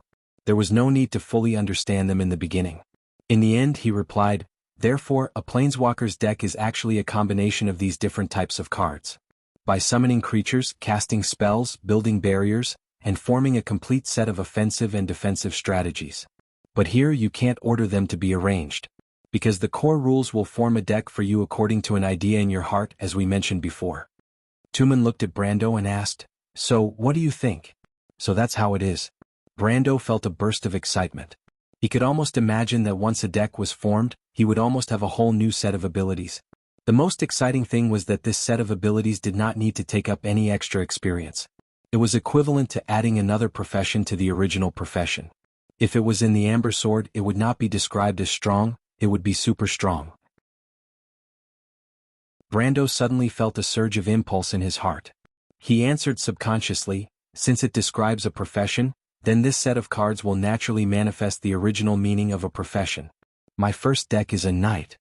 A knight must first have a squire, and this is the creature card of this deck. There are also his warhorse and equipment, and this is the treasure card. Then there are the skills that make up the core of this class, and this is the magic card. Finally, his territory, castle, and income, this is the barrier card and the resource card. It was as if there was a thought in his mind that drove him to speak out these thoughts. In the end, even he was surprised because he did not expect himself to say these words. He only thought about it briefly in his mind. Tumen was not surprised, he just smiled slightly. In fact, he was smiling as he looked at Brando's every word. A card appeared between the two of them, floating in mid-air. The first card was the Grey Earth/Water hybrid card, Highland Squire, that had already entered the graveyard. The other card was a Green Wind element card, named Mercenaries of Lopez. The card was painted in a colorful style with a group of soldiers holding a swallow-tailed flag with a horn emblem on it. They were dressed differently, most of them holding crossbows, battle axes, and shields. The description of the card was, Mercenaries of Lopez, Alliance of the City 11, Wind 8 mana 14 creature, Human Mercenary level 15 creature, place a team of 12 Mercenaries of Lopez into the field. Maintenance cost, when any Mercenary of Lopez placed on this card is on the field, pay 2 wealth per day. Since the year 172 of the First Era, the Mercenaries of Lopez have been known for their bravery and loyalty. When Brando talked about warhorses and equipment, 3 cards appeared. They were Holy Sword, Golden Battle Flag, and Silver Colt. When Brando talked about skills, 2 cards named Sun Blade and Sprint Drive, appeared one by one. When he talked about territories, castles, and income, the last card named Rich Gold Mine appeared out of thin air. Brando of course saw these cards. He was very surprised, but he could not stop himself from talking. When he finished, he let out a long sigh and asked in surprise, "What's going on?" "Other than your own Holy Sword and Highland Squire, the rest are the wealth I left for you." Tumen replied unhurriedly, "When you involuntarily reveal your deck, these corresponding cards will be removed from my deck and come to your hand. They will be the most basic components of your first deck. Of course, you may continue to improve your knight deck in the future, but no matter what, these cards in your hand are the foundation for you to walk the path of a planeswalker from now on." Brando looked at the cards and swallowed his saliva. This was a big harvest. He thought back to the auction where he spent a lot of effort to get a Wind Spirit Spider that was not very useful. He did not expect to get 6 cards in one go, and some of them were obviously stronger than the Wind Spirit Spider. He could not help but ask in a somewhat unrealistic manner, "These are all mine, and then what?" "Then of course you have to tap the land cards to establish your territory so that your deck can be supported. But I have to remind you about the relationship between a deck and a territory. A deck of cards could receive support from multiple territories, but a territory could only support one deck of cards. That is to say, different card decks have their own dedicated cards to support them. Don't expect a territory to support a card deck. A complete card deck often requires a large territory system to support it." Tumen answered seriously. "So you need to collect more land cards and resource cards. They are the foundation of your strength." Brando nodded. "Then let's start building your territory." Tumen continued, "Now take out your hidden grounds of the sacred tree, and show it." Brando did as he said. When he showed the card and tapped it, he saw a flash of green light in front of his eyes. However, he immediately realized that it was a soul-stirring green color that spread out in his spiritual world. The green color extended in all directions and gradually formed a lush and vibrant emerald forest. A tall and mysterious oak tree stood in the middle of the forest in a pool. That was the hidden grounds of the sacred tree. Brando then understood what the words on the card meant. Tapping it to create a forest meant. So this was a territory. He could clearly feel the connection between the forest and his spiritual world. He could see the forest as long as he willed it. But the forest was not in front of him. It was not even in the same world. Brando could feel the distance in his heart. It was a special feeling, as if it was both intimate and distant. Brando could not help but look up at Tumen with a surprised expression. After so many years in the Amber Sword, nothing could surprise him. Or at most he was excited but definitely not surprised. Not to mention, there was a sense of surprise and a hint of anticipation like this moment. This kind of feeling was really pleasurable for him. This land card is very mature in the basic land. You can see that it is very large and the edge of the territory has taken shape. This is a very advanced territory. It can provide you with 2 natural elements and 1 water element every day when you tap it. But in the future you will encounter some special lands or even legendary lands. These land cards will have much more powerful territories than the basic land. Tumen replied, "However, when you tap the land card, you lose the benefits of the resource card and barrier card attached to it even though you've absorbed mana and elemental elements." "What do you mean?" Brando was stunned. "First look at the cards you draw from the deck. The moment you establish your territory, you are already a qualified planeswalker. Your deck will automatically enter the deck, and the cards you change every day will also enter your hand. Brando opened his hand, and 4 cards appeared in his palm. They were Holy Sword, Mercenary of Lopez, Rich Gold Mine, and Sprint Drive. Look at the description of Rich Gold Mine. Tumen was like a teacher teaching a student as he patiently guided him. The young man glanced at the attributes and immediately understood what Tumen meant. Rich Gold Mine, Alliance of the City 7, Land 2, Resources, Mine Wealth, attach a rich gold mine to a land tile not tapped. Gain 4 wealth. Gold in the stone. Do you understand? Tumen asked. No matter if it's a resource card, a spell card, or a creature card, any card of fate can only be used once a day until between 10 o'clock at night and 2 o'clock the next day. This is the reset phase of the day, and the cards used the day before will be reset. At this time, the resource cards attached to the land card will return to the deck and wait for the next deployment. Brando nodded again. He felt that he had not nodded so many times in the past month. In front of Freya and the Roman, he was a mysterious young knight from the Karsuk Highlands who knew almost everything. But in front of Tumen he was only a primary school student. Another thing I want to remind you is that in the reset phase of the day, all cards of fate that have exceeded the limit of your hand or have been tapped, except creature cards that are maintained on the field, will be shuffled back to the deck. Then, in the next phase, maintenance phase, you will pay the cost of maintaining the creature cards, and if you do not have enough cards you will have to make up for it. At this point Tumen suddenly stopped talking.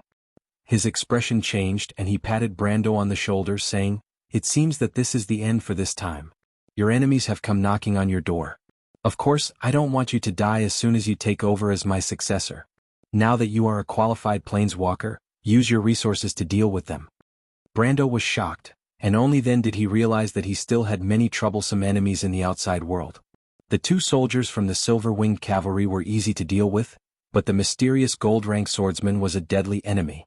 Although Tumen kept saying that he could easily deal with these people as a planeswalker, Brando still did not understand where this ease came from. Just as he thought of this, he suddenly opened his eyes, and found that he was still in the same position of grabbing the mana potion not long ago, and the surrounding scenery had not changed at all. It was still a small room at the back of the small auction house that was in a mess. Everything that had happened before was like a dream. Elemental Emperor Tumen, the cards of fate, the planeswalker, everything seemed to exist in an illusion. But Brando knew that all of this was not an illusion, because he was still holding the cards in his hand. But the current situation did not allow him to think too much, because he could already hear footsteps almost outside the door. Brando immediately pulled out the card named Mercenary of Lopez from the 4 cards, and then grabbed the mana potion on the table and drank it in one gulp. At this moment he had 6 wind EP in his elemental pool, 11 wind elemental crystals in his hand, and 15 mana in his mana pool. It was more than enough to use this card. Brando did not hesitate and immediately displayed the card. 12 summoning circles immediately appeared in the room. Therefore, the 2 Silver-Winged Cavalry regiments would never have guessed that when they burst open the door, there would be 7 crossbows, 2 swords, and 3 axes held to their necks in the small room behind them. Above Martha, these armed bandits looked like characters from a drama. They had curly beards and wore brightly colored clothes. They even had a layer of inlaid leather armor and a long cloak, and each of them held a round shield. The 2 soldiers could not help but widen their eyes. They did not know Brando's identity, but they were subconsciously following orders. Terse told them that Brando was a fugitive, and they naturally thought so. But now the 2 soldiers were completely stunned. These damn bandits dressed like that, did they think that they were the legendary mercenary of Lopez? That hateful young man was sitting in the middle of these bandits, and he looked at them with a prepared expression. P.S. I've been busy for the past 2 days. Everyone should understand that this chapter is the same as the previous one.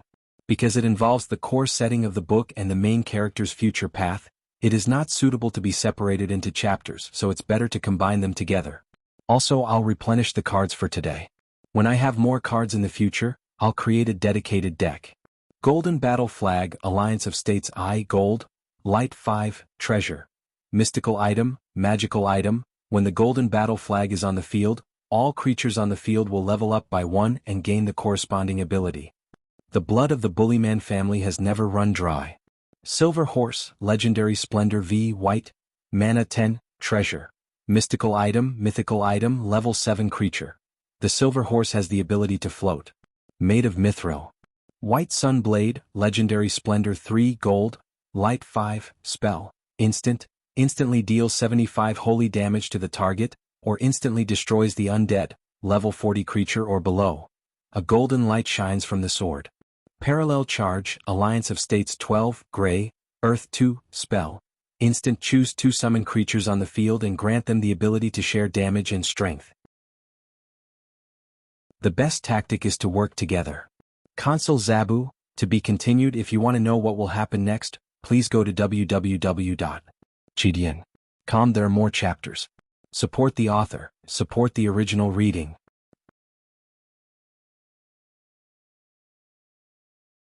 Chapter 127. The battle was over before it even started.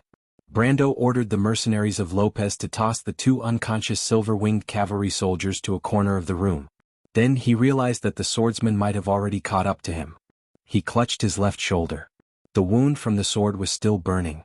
With his current strength, even the slightest hesitation in front of a gold-tier rank 1 swordsman would be fatal. This was not like the battle with the Crusader Executioner or the White Knight Ebden.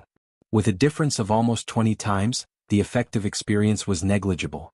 In other words, if Terst went all out, Brando wouldn't even be able to catch his movements. He wiped his sweaty, throbbing forehead and could not help but feel suspicious. Even though he did not know what the other party was up to, the fact that they targeted him as soon as they met made Brando wary. He wondered if the swordsman was an assassin from the All for One because the only organization he had ever offended was this organization. But it didn't seem like it. All for One was low-key and secretive. Even if they wanted to take revenge, they wouldn't choose to do it in such a public place like the auction. Unless they were in cahoots with Madara. But that would be even more ridiculous. All for One worshipped chaos and were the secret followers of the Twilight Dragon. How could they be in cahoots with the Order of the Darkness, Madara? Brando shook his head to clear the messy thoughts in his mind.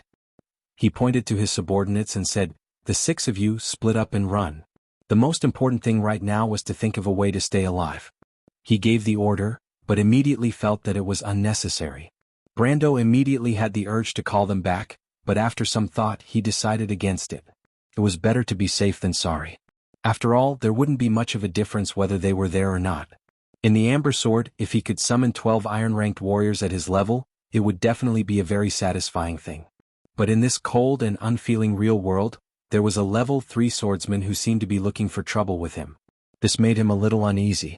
Those who had unlocked the 3rd level of power would have an average strength of at least 100 ounces. Brando thought that since the opponent was a swordsman who rarely used thin swords, then he must have walked the path of elven swordsmanship. If he had more than 120 ounces of agility, then his reflex speed would be 23 times that of a normal person, and his burst speed would be 47 times. With the support of such an ability, the opponent could reach a speed of more than 700 km per hour in a straight line, which was more than double the maximum speed of a Formula 1 car. It was even close to the speed of the earlier generation of jet fighters. His physique was strong enough to support him moving forward at this speed, offset the resistance wall, and the pressure on his internal organs. According to the Amber Sword's calculation method, a character with 120-ounce dexterity would have a constitution of at least 60-ounce dexterity. Such a person's skin alone would have a defense comparable to more than 200 millimeters of tilted armor. Brando thought about what kind of damage one of his most powerful attacks, Wind Bullet, could do to a 200 millimeters inclined steel plate. At most it would be a dent. In other words, a level 3 swordsman was almost a humanoid monster. Brando couldn't help but wonder if he would fly out and crash through the auction house if he were to exchange blows with such a person. If he wanted to, such a guy could search the entire auction house in a few dozen seconds, so even if he sent out all 12 of them, it would only delay him for a few seconds at most. A few seconds was nothing to him, but for the opponent, it was enough to kill him back and forth several times. Brando took a deep breath. He thought that since he came to this world, everything was still within the scope of his plan. He had been careful to avoid the existence of these high-level people. In the whole process of the adventure, the only flaw could be said to be that he accidentally provoked All for One, but he had also been careful to avoid the other party's gaze. But no matter how much he thought about it, he would never think that it was just a coincidence. He turned back to pull out the sword of the soldier and then turned back to look at the door. The remaining mercenaries of Lopez had sealed off the corridor, and the messy space in the corridor seemed to have been sucked dry of air, and it was filled with a dry and dead silence. This dead silence was unsettling. Brendel displayed the Holy Sword card. It spread its snow-white wings, and a huge sword with mysterious golden patterns appeared behind his back. This was the third time he displayed this card, and the power of honor surging on the sword seemed to be reflected into his body, as if he could destroy walls with a flick of his finger. But Brando understood that this was an illusion caused by suddenly gaining a huge amount of power. In fact, the Holy Sword card only compensated for his attack power, allowing him to enter the silver level in a certain aspect. But this power only gave him the comfort of being able to hurt his opponent. In fact, he understood that if they really fought, he might not be able to catch the opponent's movement and would be pierced through the throat. Of course, everything was not always the case, and Brando thought that he was not completely without a chance. At this time he finally heard a few screams coming from the corridor, and the Mercenaries of Lopez card that was maintained in the secret ground of the Holy Tree instantly dimmed by half. Brando's heart tightened, and he looked up, just in time to see the silver-haired young noble slowly coming out from the corner. The man was wearing a short black cloak, and one of his hands was hooked around the hilt of a thin sword. The crystal-like sword had a few traces of blood on it. Brando recognized the sword, Crystal Scorpion Sting. In the Amber Sword, this sword's damage was not even in the top of the list of weapons above level 60, but the toughness and strength of the sword itself was one of the best. He remembered when he was still a hothead, he once heard a veteran say that if someone was used to using this kind of sword, at least it meant that he was very confident in his own strength. Brando did not dare to fully believe that, but from the way this young man acted, he did seem to be someone who was confident in his own strength. While he was dealing with Terst, the noble swordsman was also looking at him with his glassy purple eyes. The silver-haired young man's gaze first fell on the shadow of the holy sword behind Brando's back. He narrowed his eyes slightly, and then his gaze swept across the others. They were all iron-ranked fighters, and this young man had some strength, but in Terst's opinion, it was not a problem. At this time, since showing his fangs would be a deterrent, it was better to keep them. Terst sheathed his sword and smiled. It was a smile as sweet as a woman's. The young man raised his eyebrows slightly and asked, "Where have I seen you before?" Brando did not know what the young man was up to, but he could only force himself to be calm. He smiled disdainfully and went straight to the point. "Naturally, because about a minute ago you stabbed me in the shoulder. And before that, I'm sure I've never seen you before, sir." Terst replied with a hint of annoyance. As he replied, he quietly opened his status panel. Rows of data flowed down like water and appeared in front of him. First was the free experience, 4730. After the series of battles, his experience reserve had once again increased. Not only did the Elemental Revelation Scroll save him nearly 2,000 experience, he also skipped the series of quests to open the Elemental Pool. This was too important for him who was pressed for time. At this time, Terst shook his head without the slightest hint of anger. "No, that was even earlier. I'm sure I've seen you at the cavalry headquarters." Cavalry headquarters. That's right. Who are you? Brendel suddenly realized something, but when he thought about it, he relaxed instead. He let out a sigh of relief and looked at him calmly.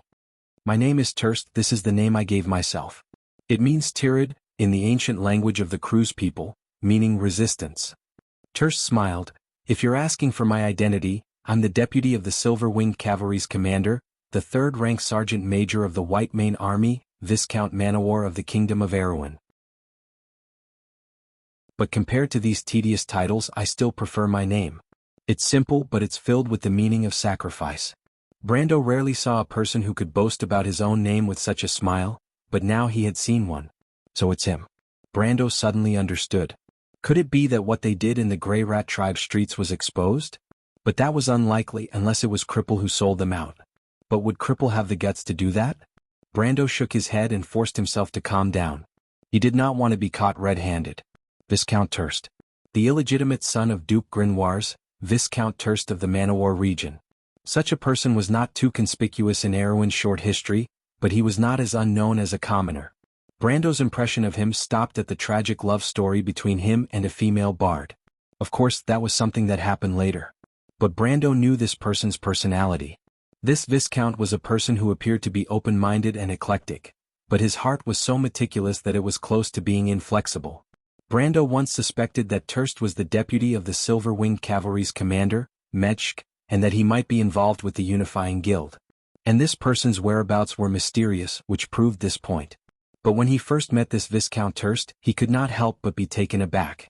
Terst did not look like a person who had been oppressed and ostracized for a long period of time. Terst's face was calm, and perhaps he did not have good intentions. But this kind of malice was very calm, and did not make people think of words like fake or hypocrite. Terst's smile was like a beautiful venomous snake. Even though he knew it was dangerous, he still felt calm and graceful. Terst held his sword in a scabbard that looked like a walking stick. The meaning of this threat was obvious. But the silver-haired young man seemed to be saying, "There's something between you and me that needs to be settled. I won't rule out the possibility of stabbing you with my sword, but other than that, there's nothing we can't talk about." It was as if this kind of person did not care about life and death. He had his own attitude and goals. Seeing this, Brando knew that he would not be able to find any flaws in this person. But when he was still Sophie, he had a stubborn personality, or else he would not have fought with Madara for 10 years. That was why he calmed down and smiled coldly. "I don't remember offending you before, Viscount." Terst's purple eyes flashed. He always felt that this young man was not simple. Terst had made a sudden move, and the fact that a low iron-rank swordsman was able to escape was enough to prove that he was capable. But now he was even more certain of this. It was a simple sentence, but it was both a counterattack and a trap. Terst seemed to have grasped his personality. The silver-haired young man suddenly felt a little awkward. He could not help but rub his nose. Of course he did not want to be led by the nose, but he could not pretend that he did not hear anything. His confidence did not allow him to do so. "Well said, but not everything in this world is given a choice," he replied. Brando narrowed his eyes slightly. Terst's first soft approach was followed by a hard one. It seemed that things were not going as well as he thought. But it was impossible for him to hand Amandina over to Terst. As he thought about it, he secretly allocated all his experience to the mercenary class. The mercenary class immediately jumped past level 11 and 12, and his total level reached level 20 for the first time. At the same time, his strength broke through the double digits for the first time, reaching 10 points. Even though it was not enough for Terst, it was still considered a mid-level iron-ranked fighter. "What are you trying to say?" He suppressed the power of the holy sword with one hand. His palm was sweaty, but his expression was calm as he asked, "Let's get straight to the point. What is your relationship with the Reto?" Terst seemed to have noticed Brando's small movements, but he did not say anything. Instead he asked calmly. Terst's attitude made Brando even more nervous. As an experienced warrior, Brando could almost see Terst's path of attack from every direction, and he could not help but break out in cold sweat. "This Terst looks like he doesn't care, but he's actually very cautious of me." But he was more surprised by Terst's question. In fact, Brando's expression almost changed when he heard this question. Fortunately, he was a veteran and his mental fortitude was not just for show. It was only then that he calmed down and exhaled without leaving a trace. He asked in return, "What Leto?" Brando acted as if he did not know anything, but his heart was in a perilous situation. Which faction did Terst ask him this question from? The nobles? The White Mane Army? Or the Unifying Guild? All of them were possible, but none of them were supported by the core evidence. But the problem was, how much did they know? Brando forced himself to stare into Terst's eyes. This was his specialty. He had fooled many top players in Madara in the game, but it seemed to have lost its effect this time. Terst did not find any clues from the youth's actions, but it was precisely because of this that his suspicions were raised. He smiled, "Your answer doesn't mean much to me. To me, killing you is the easiest way. But your performance has made me appreciate your talent. I don't mind what you say, but you know that it doesn't mean anything to me." Terst looked at him with his glassy purple eyes and smiled, "You're Brando, right? I only have one question for you. Are you willing to join us?" Brando wanted to play dumb and ask, "You?" However, he couldn't help but gulp when he saw the other party's hand on the sword and the pitch-black ringed serpent on his finger. He knew that Terst was giving him an ultimatum. He had to either agree or report to Lady Martha. But joining the Unifying Guild was a torment for Brando. In his previous life, the Unifying Guild was second only to Madara. And that was not the most important thing. Brando knew that once he joined this notorious organization, he would be branded with their mark for life. This was not the path he wanted to take. As long as he was not at a dead end, he would not even consider this path. But joining the Unifying Guild and Terst's sword, he had to choose a side. Brando could not help but stop his actions. Dead silence. P.S. Shouldn't a patient be resting after visiting his family and friends every day? My word count is a bit low these few days, but I'll try my best to make up for it after I'm done with my work.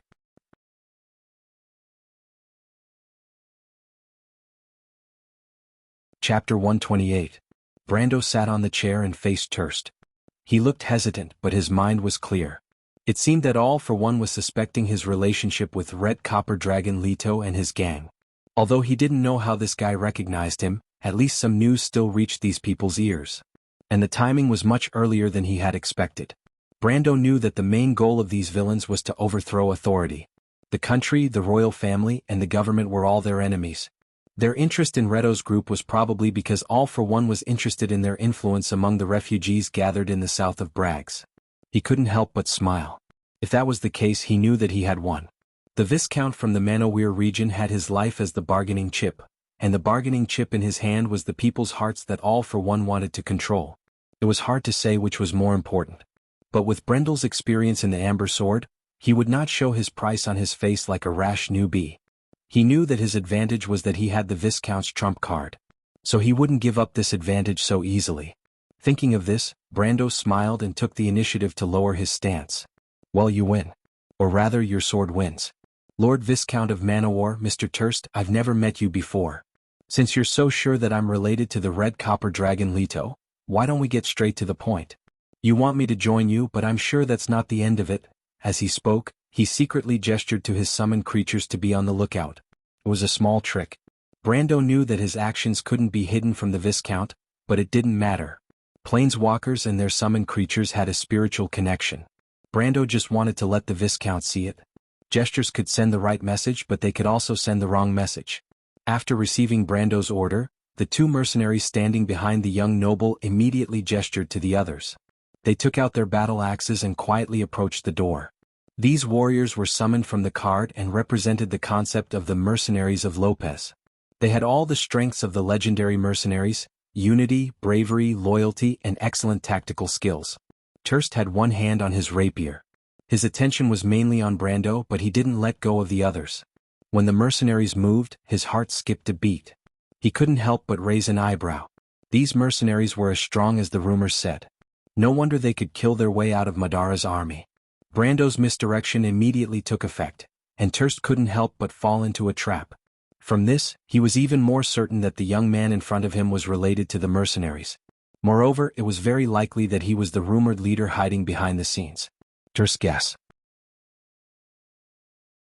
But the problem was that it was just a guess.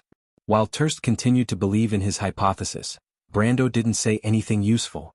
The basis of the conversation was that Brando was the leader of the Redos group. If Terst woke up from his self-confidence, he would have realized that Brando's words didn't support his hypothesis at all. It was just that Brendel had taken advantage of the Viscount's confidence to turn the tables in the previous confrontation without leaving a trace. Brando looked at Terst nervously, afraid that the Viscount would object or even stab him with his rapier. But in the end he let out a sigh of relief. At least some of the rumors in the Amber Sword were credible. The Viscount was indeed a smart and self-centered person. Terst did not have Brendel's ability to manipulate people's minds like he was using a cheat code. Instead, he smiled with a hint of approval in his purple glassy eyes. The fact that the Viscount was willing to admit his identity was a sign of sincerity. The Unifying Guild didn't mind promising generous terms as long as they were absolutely loyal. You're not wrong. So what do you think we should do? The young noble put down his rapier and asked calmly. Brando secretly broke out in cold sweat. This guy is really hard to deal with.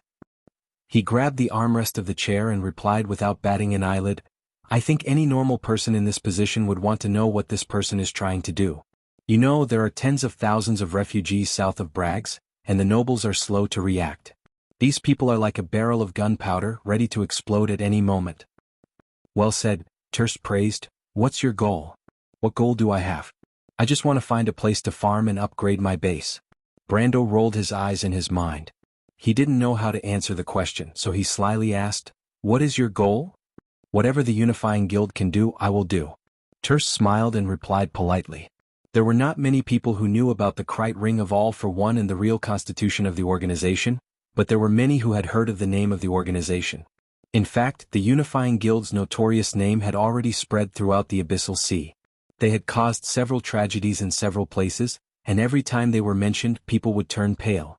However, compared to how the commoners described the unifying guild as the incarnation of the devil, in the eyes of the nobles, the members of the unifying guild were more like venomous snakes that reeked of sulfur. This was because the actions of the unifying guild's members were intolerable to any traditional organization. They represented the most primitive form of evil. Brando naturally understood this point. However, he pretended to be understanding and laughed. So, in general, we are not on the same side. However, on this matter we can reach an agreement. His answer didn't match his thoughts. Terce turned around to look at the other mercenaries, but they all looked indifferent. He believed in his eyes, even the slightest change in expression couldn't escape his observation. This meant that the young man's followers didn't disagree with his words, which meant that Brando wasn't lying about something. Of course, if Terce knew that these were just Brando's summons, he would have wanted to kill himself with a piece of tofu. Of course, that was if tofu existed in this world. However, he still didn't understand what Brando meant. What do you mean? The best way to deceive others is to make them listen to what they want to hear. It's not that profound, but it's said that beautiful women are good at deceiving others. The best way to deceive others is to make them listen to what they want to hear. It's not that profound, but people say that beautiful women are good at deceiving others. His senior leader was one of the top beauties in the amber sort, so her words couldn't be that simple, right? As he thought about these irrelevant things, he cleared up his thoughts. To put it simply, you're going against this country and so am I. But you're idealists and I'm ambitious. It's that simple. He replied half-truthfully. Idealists. Terce's impression of him changed. Looks like we're not on the same side, but I understand what you're trying to say. You don't want to join us and instead you want to rope us in. But All for One doesn't need allies. He rubbed the hilt of his sword with his thumb. Aren't you afraid that I'll kill you? If you kill this dying country, you'll only lose one of its many spies. It's not a big deal. But as long as I'm alive, you might be able to get help from me. Of course it won't be for free. Brando replied from his chair. But you should know that All for One's job isn't to build a new kingdom from the ashes. Terce smiled. Allow me to introduce myself. That's my job. When the old system collapses, a new one will have to build on its corpse. You should know that this is inevitable. It had to be said that Brando was quite talented to be able to lie without batting an eyelid. How bold of you. The young noble couldn't help but clap his hands. Erwin has gathered forces from all over the place, and the nobles there are scheming to gain more independence. But I'm sure they didn't expect a young man like you to spout such nonsense. Let me ask you, what do you plan to use to replace the centuries of House Corvado's rule? Brando smiled confidently, but it couldn't hide his lack of confidence. However, Terce did not expect that the person in front of him was just a bluff, and his first impression was the strongest. Gamblers don't have the confidence to win. When the reward is high enough, the only thing left is courage. You should know that risk has never been tested in the hands of a fugitive. Brando's expression didn't change as he replied with a merchant's proverb. If the Roman were here, he would have wholeheartedly agreed with this saying, but she didn't have a systematic understanding of it. She was like a curious little animal that relied on her instincts to detect danger. But if that's the case, aren't we doing something useless? Terce crossed his arms and leaned forward. The we he spoke of was none other than All for One. All for One's goal was to return to chaos, but Brando clearly told him that order was always in a cycle of destruction and self-improvement. Do you think I would do something that doesn't benefit me? He asked. When a country falls into civil strife, civilization will decline. Isn't that your goal? Brando used his unparalleled understanding of All for One to hit the nail on the head. Terce's expression changed slightly. Seems like you know us well. I know all my potential friends and enemies. Brando replied with a double entendre. Beads of sweat appeared on his forehead as he understood that success or failure depended on this. On the other hand, the Viscount from Manowar couldn't help but fall into deep thought for the first time. His condescending attitude was long gone, and for the first time he felt that this young man wasn't as simple as he thought. He didn't believe Brando's words at all. However, Brando's confidence attracted his attention. Terce's hand was on his sword hilt, and he knew that most of the cases in history had proven that allowing a tiger to return to the mountains was a disaster. But what threat could this young man pose to him? Actually, I have another question. Have you ever been to Pine Castle? Terce raised his head and asked out of curiosity. Brando's expression changed. He was worried that Terce would find out that he was the one who killed the high-ranking member of All for One in Pine Castle. Although he had a natural advantage of being a black iron-ranked fighter, it was hard for others to suspect him. However, the world wasn't absolute. He didn't pay attention to the ring when he killed the man, and the members of All for One were able to sense his presence. Before he could finish his thoughts, Terst's sword was already thrusting towards him. "You found out?" Brando felt a chill in his heart. He instinctively activated charge, but immediately suppressed the urge to counterattack. That was because he was able to see Terst's sword clearly after his speed increased by tenfold. Normal people wouldn't be as familiar with the direction of a sword as Brando was, but he could tell that Terst was probing him. Sure enough, the cold gleaming sword pierced into the back of the chair beside him with a "cheese" sound. Brando couldn't help but break out in cold sweat. "Middle iron ranked," Terst muttered in a barely audible voice, frowning. "Looks like he's not that trash's match. But strange, what a coincidence." In this room, only Brando and Terst understood what he was talking about. Brando didn't say a word, but he was cursing Terst in his mind for doubting his strength. Terst sheathed his sword and looked at the young man. "How much trouble can you cause for the nobles of Brags in the near future?" he asked. "If you want to know what will happen next, please go to www.gdn.com. There are more chapters. Support the author and support the original reading.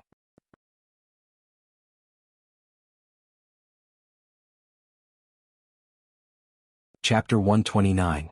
Chaos. Badam sat on a thick tree stump. It was probably an elm or beech tree, a common tree in Grimoires. He sneezed as he stepped on the roots of the tree. The veteran mercenary rubbed his nose and raised his head in disbelief. There was an abandoned lumber mill in the outskirts of Brags, and there were sparse tree stumps at the edge of the forest. Most of the lumber came from the upper reaches of the Pine River, and the people here stopped the drifting logs and processed them. A corner of the lumber mill was hidden behind a pine forest not far away, and only the corner of the building could be seen from this direction. It was close to the time when the first moon rose and the first wave of magic. The Matatanians called it the slumber of all things. Planeswalkers could only use blue, black, gray, green, and white cards during this period. Usually they would set up defenses and prepare for a counterattack. When the silver crescent moon appeared in the sky above the pine forest, Brando saw the last few birds flapping their wings as they flew through the shadows of the forest. Then there was silence and only the sounds of owls could be heard. The city of Brugloss was already far to the north. Standing at the edge of the forest and looking towards the north, along the gray hills in the north, there was a bright light, as if the stars in the sky had fallen on the dark earth, forming a dazzling net of pearls. The lights were brilliant. Brando was not unfamiliar with this place. When he was young, he would practice swordsmanship with his grandfather here every morning. To another soul, this place would become the den of a local brotherhood of thieves 7 years later. Later, the Princess Regent suppressed the illegal merchants, and the underground auction market in the city was moved to this place. But that was something that happened many days later, and there was a faded yellowish color in his memory just like an old photo. What made Brando a little confused was that he could not tell if the memory was before or after. Amandina stood in the night, a little uneasy. She wore a beautiful moon-white dress. She had never been to the outskirts of Bragg so late in the night. Of course, when she was still the daughter of a noble family, she didn't often participate in the excursions of other noble ladies. Amandina always thought that she was a bit of a loner, but at the same time she pridefully believed that it was because she was more knowledgeable than the other girls. She stared at the silver moon above the pine forest. The dark forest made her nervous, but there was also a hint of curiosity. It was as if the romance of an adventurer and the thrill of pursuing the unknown had taken root in her heart. It made her want to continue to stay with these people. This kind of life was both novel and full of unknowns to her. She took a deep breath to calm herself down and continued Badam's words. "If Terst isn't testing us, I'm afraid that the Unifying Guild is plotting something and needs us to attract the attention of the nobles. Of course, I think it's more likely that it's a combination of both." "That's good, my lord. It's best that we don't have anything to do with those demons in human skin." Badam sat on the tree stump and said loudly, "Now that the bastard in the noble skin is not here, he can't threaten any of us. Didn't my lord say that you want to go to Randner? Let's go there together. Let's go far away and see what he can do to us." Amandina heard Badam's words and looked at Brando. She only found out today that Brando's true identity was not only a high-ranking member of the mercenary group, but also the mastermind behind the scenes. This made the young man even more mysterious in her eyes. But what made her even more determined was that Terst, who had been secretly searching for her, was actually a member of the Unifying Guild. The Erewhon organization in the Sea of Abyss was not as simple as it seemed. Amandina's face turned pale when she heard that name. Amandina did not think that Brando would lie to her, but this young knight did not seem to have the need to. Amandina quickly saw Brando shaking his head. Brando retracted his gaze from his stats. With his rich knowledge and experience in the game, he had already figured out the Planeswalker class. Or rather, it should be said that the Planeswalker class was not a class. He saw that he still only had a few identities and professions: mercenary, militia, commoner, and scholar. This meant that the Planeswalker itself wasn't counted as a profession. It couldn't even be counted as an identity or a secondary profession. Brando thought for a moment and understood the meaning of this existence. The core of the Planeswalker class was the Cards of Fate, and it should be a large and unique system of items. Players could use this system to simulate and realize the abilities of any class. In other words, this thing was a set of rules that were outside of the original rules in the game.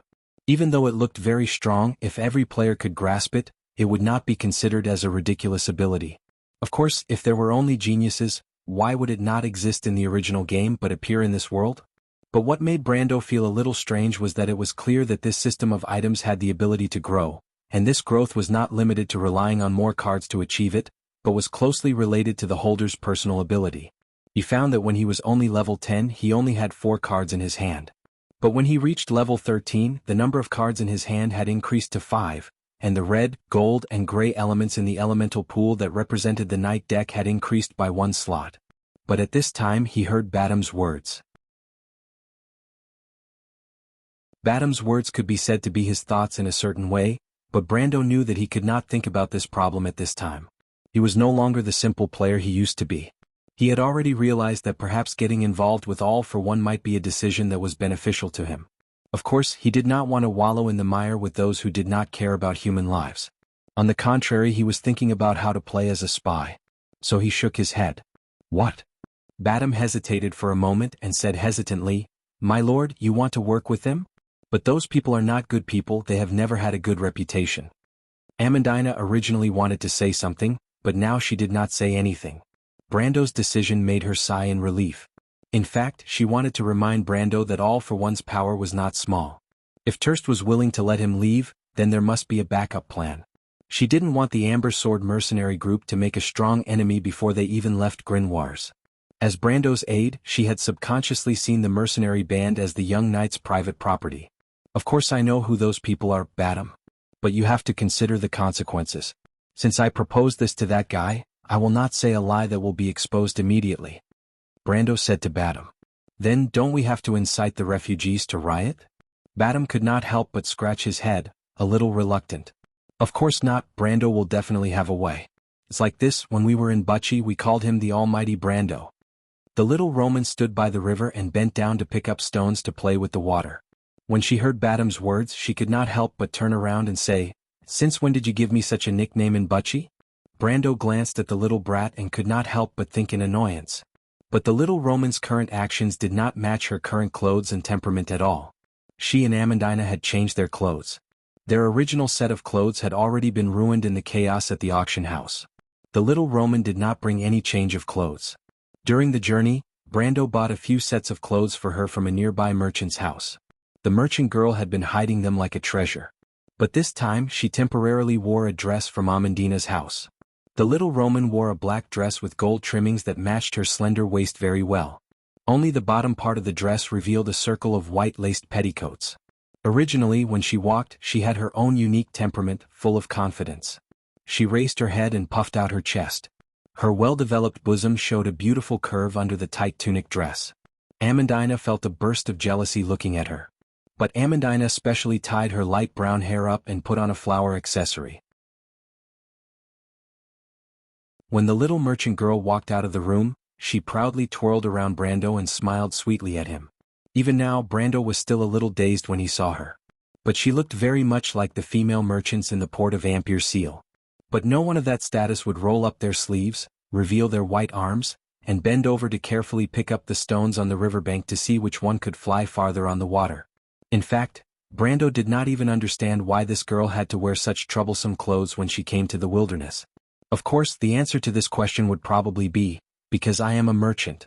This kind of answer did not go through the brain. Badam listened to the Roman's words and looked at Brando in confusion. Brando nodded. In less than half a month, these refugees who have gathered in the south of Brags will have problems. The upcoming celebration will appease them for a while, but in the end, it will not solve the root cause. Those nobles who live well will not understand. Really?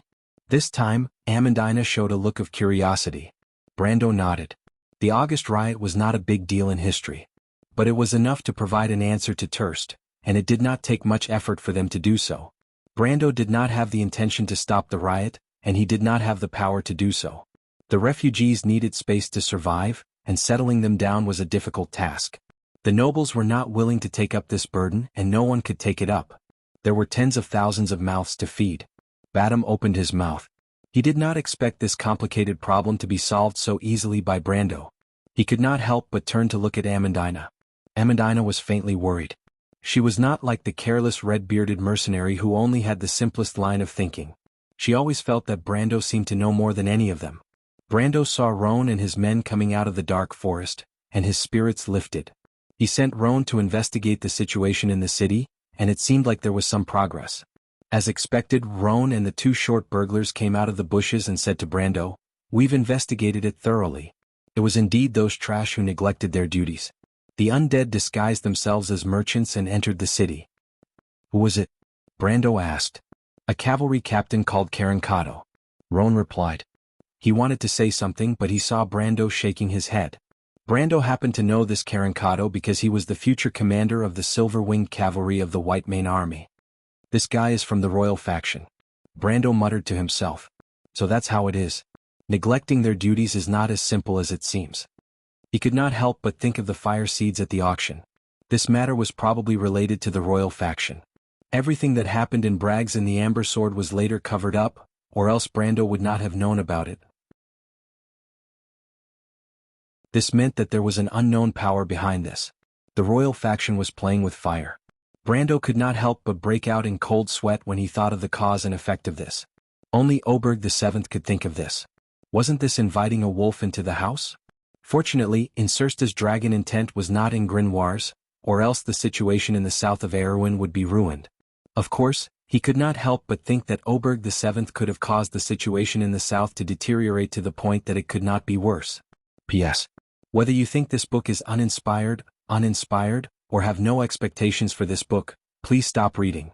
Leaving comments in the book review section every few days even if you are not disgusted, I am. Regarding the issue of automatic saving compared to Word, I am more used to Notepad. Lastly, I would like to emphasize that those who do not have high expectations for this book can stop reading. Thank you for your cooperation. To be continued. If you want to know the future, please go to www.chidian.com. There are more chapters. Support the author, support legal reading.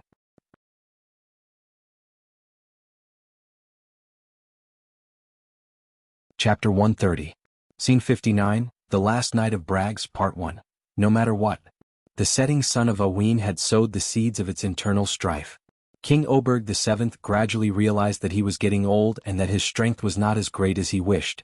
He was eager to clear the way for the new king to ascend to the throne, so he could not help but take action. After all, his greatest threat was the two rebellious duchies in the south of the kingdom. Brando knew that King Oberg VII ascended to the throne at the age of 93. This king had great ambitions when he was young, and he wanted to emulate his grandfather Anson XI. That was when the militia and guards were first established, and when the central power of Erewhon was at its peak. However, the world was not in his control. Even though Oberg VII had witnessed the arrogance of the local nobles, and the young Duke Erek even threatened his father, Oberg VI, to change the defense laws, these memories left a deep impression in the king's heart. However, he lacked Anson XI's ability to use both kindness and power. Moreover, during Anson XI's reign, Erewhon had no internal or external threats. The royal family could even control the local armies, and the current turbulent times could not compare. In the cold night of Bragg's outskirts, the wind gradually picked up. The wind, which came from the sea, followed the path of the northern ridges of the Kalanga Mountains, passed through the hills and mountains of Randner, and carried with it the scents of the woods and the rivers of that long journey, which penetrated deeply into the lungs of everyone on the fringes of the forest. Roman stood barefoot in the water, and she could not help but raise her head and squint her eyes, letting the wind caress her smooth forehead. The smell of the wind here is exactly the same as in Bucci, Brando? She closed her eyes and took a deep breath. She could not help but exclaim in surprise. Amandina also took a deep breath, but she coughed instead.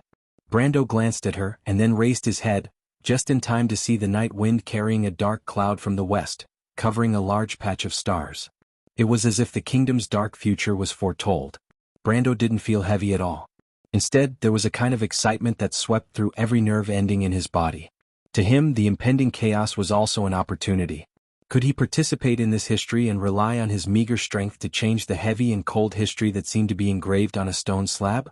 This was not a fantasy, but a signal to urge him to take action. Brando seemed to have smelled a hint of warning in the air. He turned his head, and there was a faint flush of excitement on his fair face. He asked, "Did you get the money?" Although Cripple didn't understand why a simple piece of news could make Brando go into a daze, he realized that he couldn't see through this young man anymore. At the auction house, he had seen with his own eyes how Brando had killed the powerful spiritual servant. That was not the skill of an ordinary person. Now that he thought about it, he could only attribute it to the fact that he was the descendant of that old thing. He couldn't help but look at Brando again and then answered with sincerity, "The money is in our hands. Brando, I followed your orders and moved the money to a safe place." "The auction house compensated you?" Cripple was shocked and nodded hurriedly. Brando knew that Bragg's underground auction house was backed by the local nobles. This was an open secret. That was why he wasn't worried that he would suffer unnecessary losses. To these people, reputation and face were more important than money. "How much money do we have in total?" Brando asked. Cripple stretched out his hand and made a count. Excluding the money they used, there were still 2.5 billion tor left. Brando looked at it and saw Amandina walking over with his shoes. He looked at Badam and Amandina who were sitting at the side and replied, "That's good too. Our business in Bragg's has come to an end." In reality, Brando's original plan still had some details to be perfected.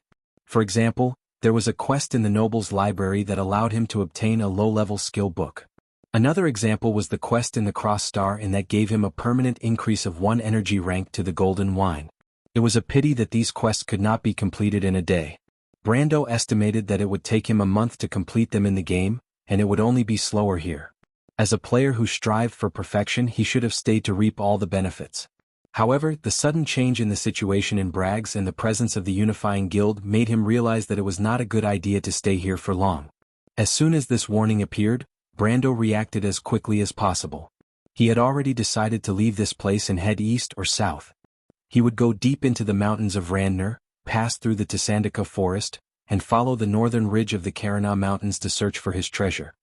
Where are we going? Although Badam was clamoring to leave this troublesome place, he was still a little worried when it came to it. Even though he was a mercenary, the furthest he had gone was Karsuk.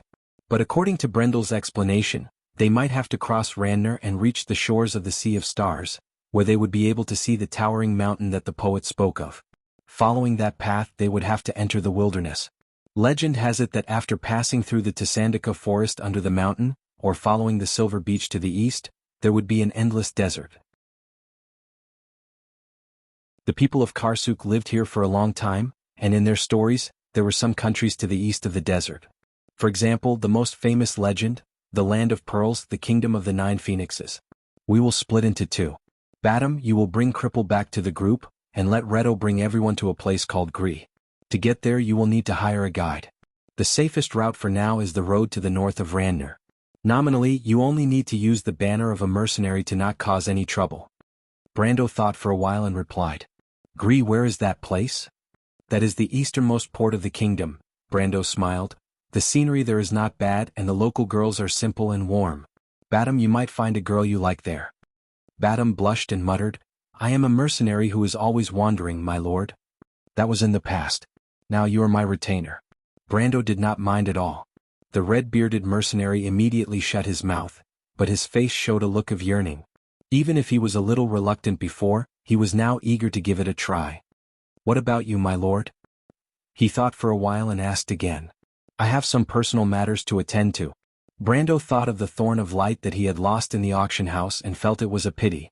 However, that sword had gradually lost its luster after reaching level 20, so it was necessary to change to another weapon.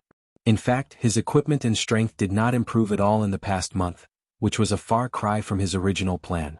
Of course, Braggs's preparations were necessary. As the saying goes, sharpening the axe will not delay the work of cutting firewood. Brando's actions were already fast enough, but he was not satisfied with it. Especially after his encounter with Thirst, he felt the need to increase his strength. Therefore, at that time he had made a mental note of this adventure. His goal was still the Dusty Kingdom, but before that he had to verify the words of the White Knight Ebden. Brando did not dare to let his guard down when it came to the Lionheart sword. However, he needed to use the Sage Slate to make the Stone Sage speak. Brando did not have any hopes for the Sage Slate that would reach Braggs in a few days. Putting aside the fact that he did not have enough time, he did not have the money of 500,000 Tor right now. But it's fine. I'll just go and get a Sage Slate. He knew that there were a few dungeons in the game that would drop it. The closest ones were Randner, Grimoires, the Misty Forest at the border of Erek, the ruins of the Necromancer's Temple, and the Dragon's Canyon. These places were suitable for him to go on an adventure at his level, and he only needed to prepare a little. Brando also knew that he needed to increase his strength, and this was killing two birds with one stone. Brando said that he had personal matters to attend to, so Badam did not say anything. His thoughts had already flown to Gree. Brando's description of that place made his heart itch. He had never seen the sea in his life. Brando turned back and asked, "Roman, what about you? What are your plans? Are you coming with me, or are you staying behind to take care of the celebration?" Romaine tilted her head and answered as if it was a matter of course, "Of course I'm going with Brando." But the light in her eyes clearly said that she was going to take the risk. Roman was going to take the risk. "You're not going to earn money?" Brando was surprised and could not help but touch her forehead to see if she had a fever. "Of course not." Roman slapped his hand away and said proudly, "Lord Roman has already arranged everything here. I've already handed it over to Sue, and the rest is just waiting for the funds to come in." "So?" Brando was stunned. He remembered the girl who looked at him with a cold face, and felt like he owed her 1,000,000 Tor. "Isn't that the Reto's daughter?" "Yes." Roman nodded. "She's here to look for Freya. I'm Freya's best friend, so of course I can ask Sue for a little help." "You're really not worried about people?" Brendel could not help but smack her on the head. This action had become a habit for him recently. Roman immediately smiled like a little fox. "If that's the case, I'll stay as well." Amandina suddenly said, "This is part of my job anyway." Brando stopped and looked at her. "You can't stay. Mother Marcia Buff. Amandina and the future master alchemist, Tamar, are the most valuable assets I have right now." He could not leave these two people in Braggs no matter what. He had to take them with him for safety's sake. Tamar had to bring his heavy alchemy equipment, so he could only let him go with Reto and the others. And in the spirit of not putting all eggs in one basket, he had to let Amandina go with him. If Roman was with him, at least there would be another girl who could take care of Amandina. "Thirst is still here and you know his identity. The Unifying Guild is not an ordinary person. It's too dangerous for you to stay here. Come with me and I'll let Roman take care of you." He thought for a moment and replied, "How can I do that?" Amandina was stunned. She had a trace of yearning for an adventurous life, but she knew that she could not adapt to such a life. For a girl like her, adventuring was just a beautiful dream that existed in her dreams. Some people would follow their impulsive thoughts, but Amandina was not such a person. But just as she began to hesitate, Romaine's words shattered her reservations. "Of course you can, Amandina. Adventuring is very interesting." Amandina could not help but look at Brando. Brando nodded. "There's no need to say any more. Everyone go and prepare. We'll split up and enter the city. I'm afraid that Thirst will come looking for trouble again. Before the last star disappears, we'll gather at the east gate." Everyone nodded in agreement.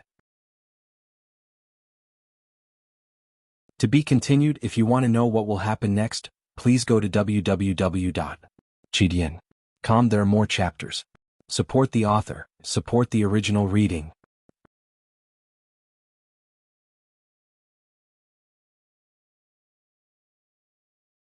Chapter 131. The heavy wooden door with gilded patterns slowly opened. The air started to move and a low rumbling sound pierced through the eardrums. It was as if an ancient kingdom was opening its doors to visitors. The light outside the hall gradually became brighter. Behind the door stood a girl with an angry expression. The half-elf princess was wearing a silver-white princess dress. The hem of the dress was fringed with flouncy leaves, and it reached all the way to the marble floor. She held her head high and her chest puffed out. Her silvery curls fell over her shoulders, and her hands were crossed on the lining of her dress. She stood there with a cold expression on her face as she stared at the people who were slowly walking out from the shadows. The deep marble floor set off her beauty. She was like a lily blooming in the dark. "Your Highness." Marquis Kluge, who was walking at the front, had a surprised smile on his gloomy face. This important minister who had served the house of Covardo since Nan's era put his hands under his ribs and bowed deeply. He raised his head and his lips curled up slightly. His thin face seemed to always have a trace of a mocking smile. "You're welcome, Marquis." The girl did not even look at the old fox. She looked straight ahead and asked coldly, "Is father inside?" "I'm sorry, Your Highness. His Majesty is receiving the ambassador of Madara. I'm afraid he can't see you for the time being." Kluge replied with a smile. Erwin's eldest daughter had a worried look on her face, but she quickly recovered. "Then I'll wait here." She raised her head and replied, "It's late. The ambassador of Madara won't stay for long. Your Highness, please take care of yourself." Marquis Kluge looked at the proud flower of the royal family. His eyes were filled with admiration, but he still had a fake smile on his face. "Thank you for your concern. Then I'll take my leave." "Please." The girl's pale silver eyes did not move as she watched these people leave. But when Marquis Kluge, who was wearing a purple gold official's robe, passed by her, the eldest daughter of Erwin suddenly said, "Marquis Kluge, you're playing with fire. You're on your own now." Marquis Kluge was slightly startled. The princess' words carried a serious warning. The trusted minister of King Oberg VII stopped in his tracks and thought of something. A gloomy smile appeared on his face. "Your Highness, what are you talking about?" he asked. "You know what I'm talking about. I can't stop what happened in the city of Brags and Fort Corco, but don't forget whose side the Holy Cathedral of Fire is on in Erwin." The princess replied coldly. Kluge's expression changed slightly, but he quickly returned to normal. This old fox was extremely shrewd. He took a deep breath and replied with a fake smile, "Thank you for your reminder, Your Highness." Neither side seemed to be willing to continue the conversation. Marquis Kluge and his entourage left in a hurry. A young man behind the Marquis asked, "Lord Marquis, what does she mean?" "This flower of the royal family can't be underestimated, Wilma."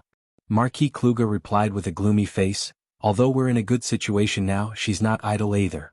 According to the news from outside, this princess is using the Church of Havel to raise money. Although I don't know what she wants to do, I'm sure she'll make a move." Marquis Kluge turned his head to look at the dark night sky outside the arched windows of the corridor and said, "Today she's here to remind us of this. But if she can do this, it means that our princess still has some concerns. She's afraid of breaking the vases."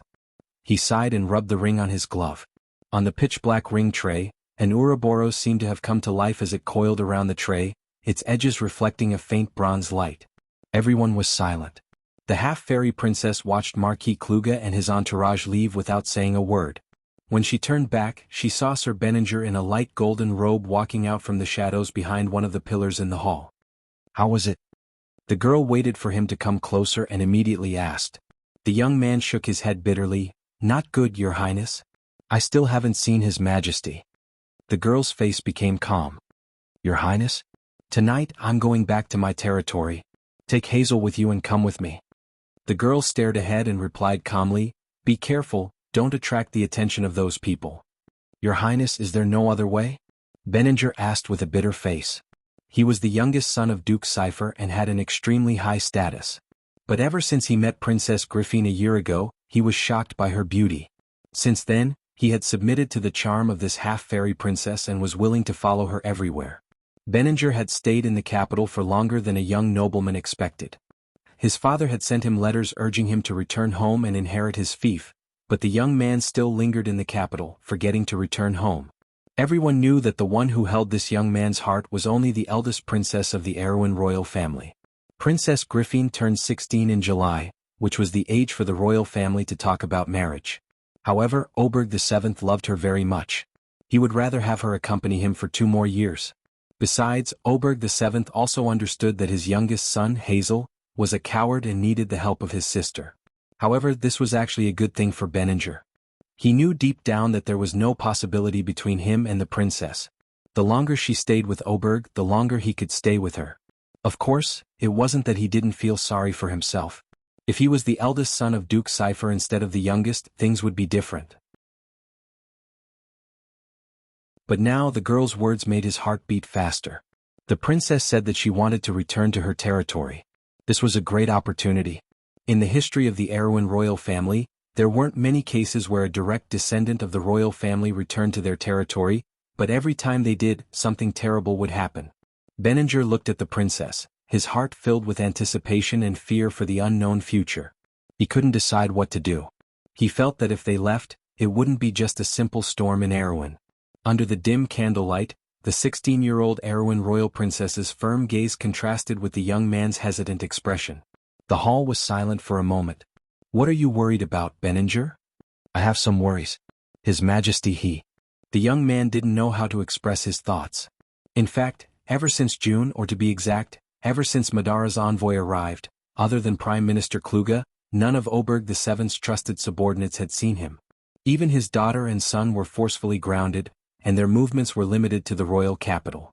The news of Oberg VII's house arrest spread like wildfire, but it didn't cause much of a reaction among the nobles. Ever since Oberg VII appointed Kluge as his prime minister, his trust in him grew day by day. Kluge's faction held a lot of power in the royal court, which was a fact that everyone knew. However, this faction never had any contact with the local government, which was why Oberg VII trusted them so much. As a result, the royal faction allowed them to do as they pleased. Kluge's administration and strategy were impeccable, and he was hailed as the greatest politician of the Corvado dynasty since Anson XI. Some people even compared him to Poix, the archbishop of the Church of Havel during the time of Anson XI. However, the situation took a turn for the worse after 4 or 5 months. Kluge seemed to have the intention to seize power, and with the War of the Black Rose raging like wildfire, Erewhon's internal politics seemed to be in a precarious situation. However, doubts and suspicions didn't only spread among the nobles. However, the core figures of the royal faction, Oberway and Everton, were on their way to deal with Madara.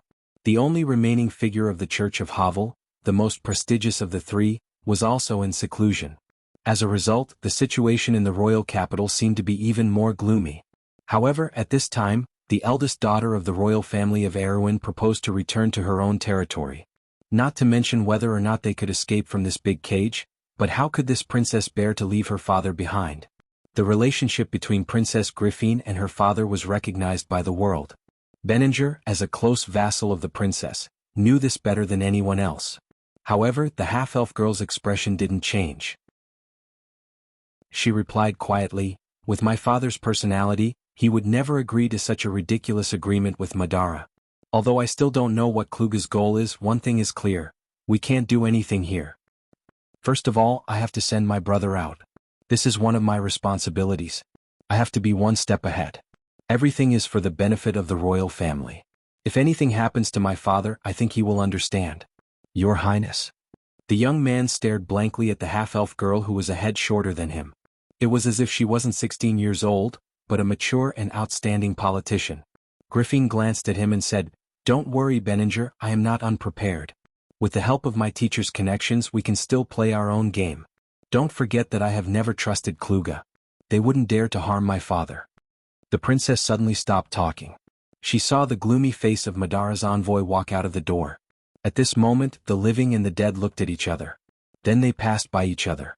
However, when Erewhon's royal capital was in a state of chaos, Brando, who was well aware of this, was sitting leisurely in the Cross Star Bar in the White Swan district of Brags. He was asking the bartender about the golden wine.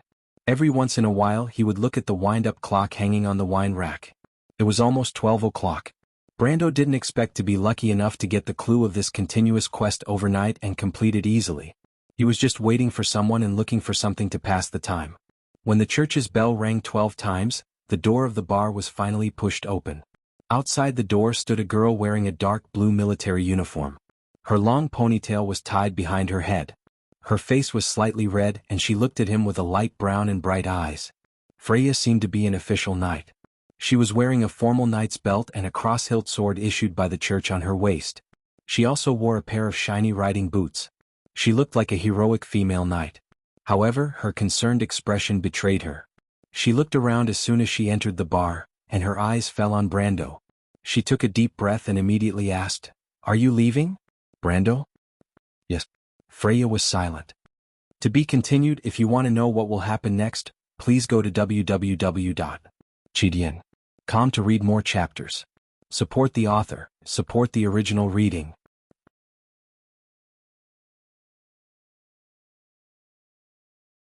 Chapter 132. Freya fell silent. She seemed to be thinking absent-mindedly for a while, then raised her head to look at him, her light brown eyes deep like a pair of brown gemstones. The young knight raised her left hand, hesitated for a moment, and then took off the ring on her index finger. Brando, wear this ring. Outside you need it more than I do. Brando was slightly startled. He looked at the fireball ring, the bright ruby shining under the candlelight. He then looked at Freya, who turned her head slightly and said, "This ring originally belonged to you. I'm just borrowing it temporarily, have you forgotten?" At this time, the bartender who had been chatting with him stood up and patted the young man's shoulder, smiling. "Buddy, looks like you're in a bit of trouble. I'll go do something first, I'll tell you about the legend of the wine glass later."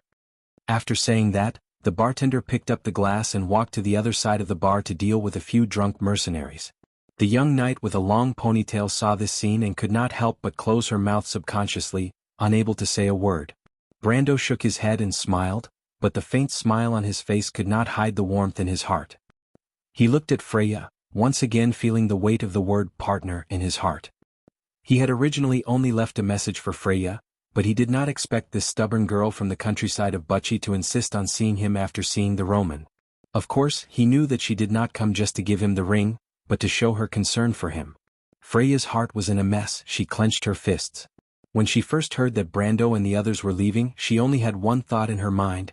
Even if she ran out of nowhere, she just wanted to see everyone. That feeling was like a child who could not leave the adults. After calming down, she only felt her face burning. She had been thinking about this problem. She wanted to go to Erwin's Royal Cavalry Academy alone, leaving everyone, especially Brando. Could she really do what Brando said to her? He had the power to protect little Ferris and everyone else. Freya felt that her heart was filled with uncertainty and doubt about the uncertain future. Brando was like a life-saving straw in front of her, but when it came down to it, she didn't dare to reach out and grab him tightly. The female knight stared at the corner of Brando's clothes in a daze. Of course, Brando saw through her thoughts, because Freya's thoughts were written all over her face. He smiled and reached out his hand to take the ring. The female knight was slightly stunned. She raised her head and asked, You accepted it?" "Of course. How could I refuse a ring from the goddess of war?" Brando laughed. However, he knew in his heart that Freya wouldn't encounter any danger in the Wangli Knight Academy.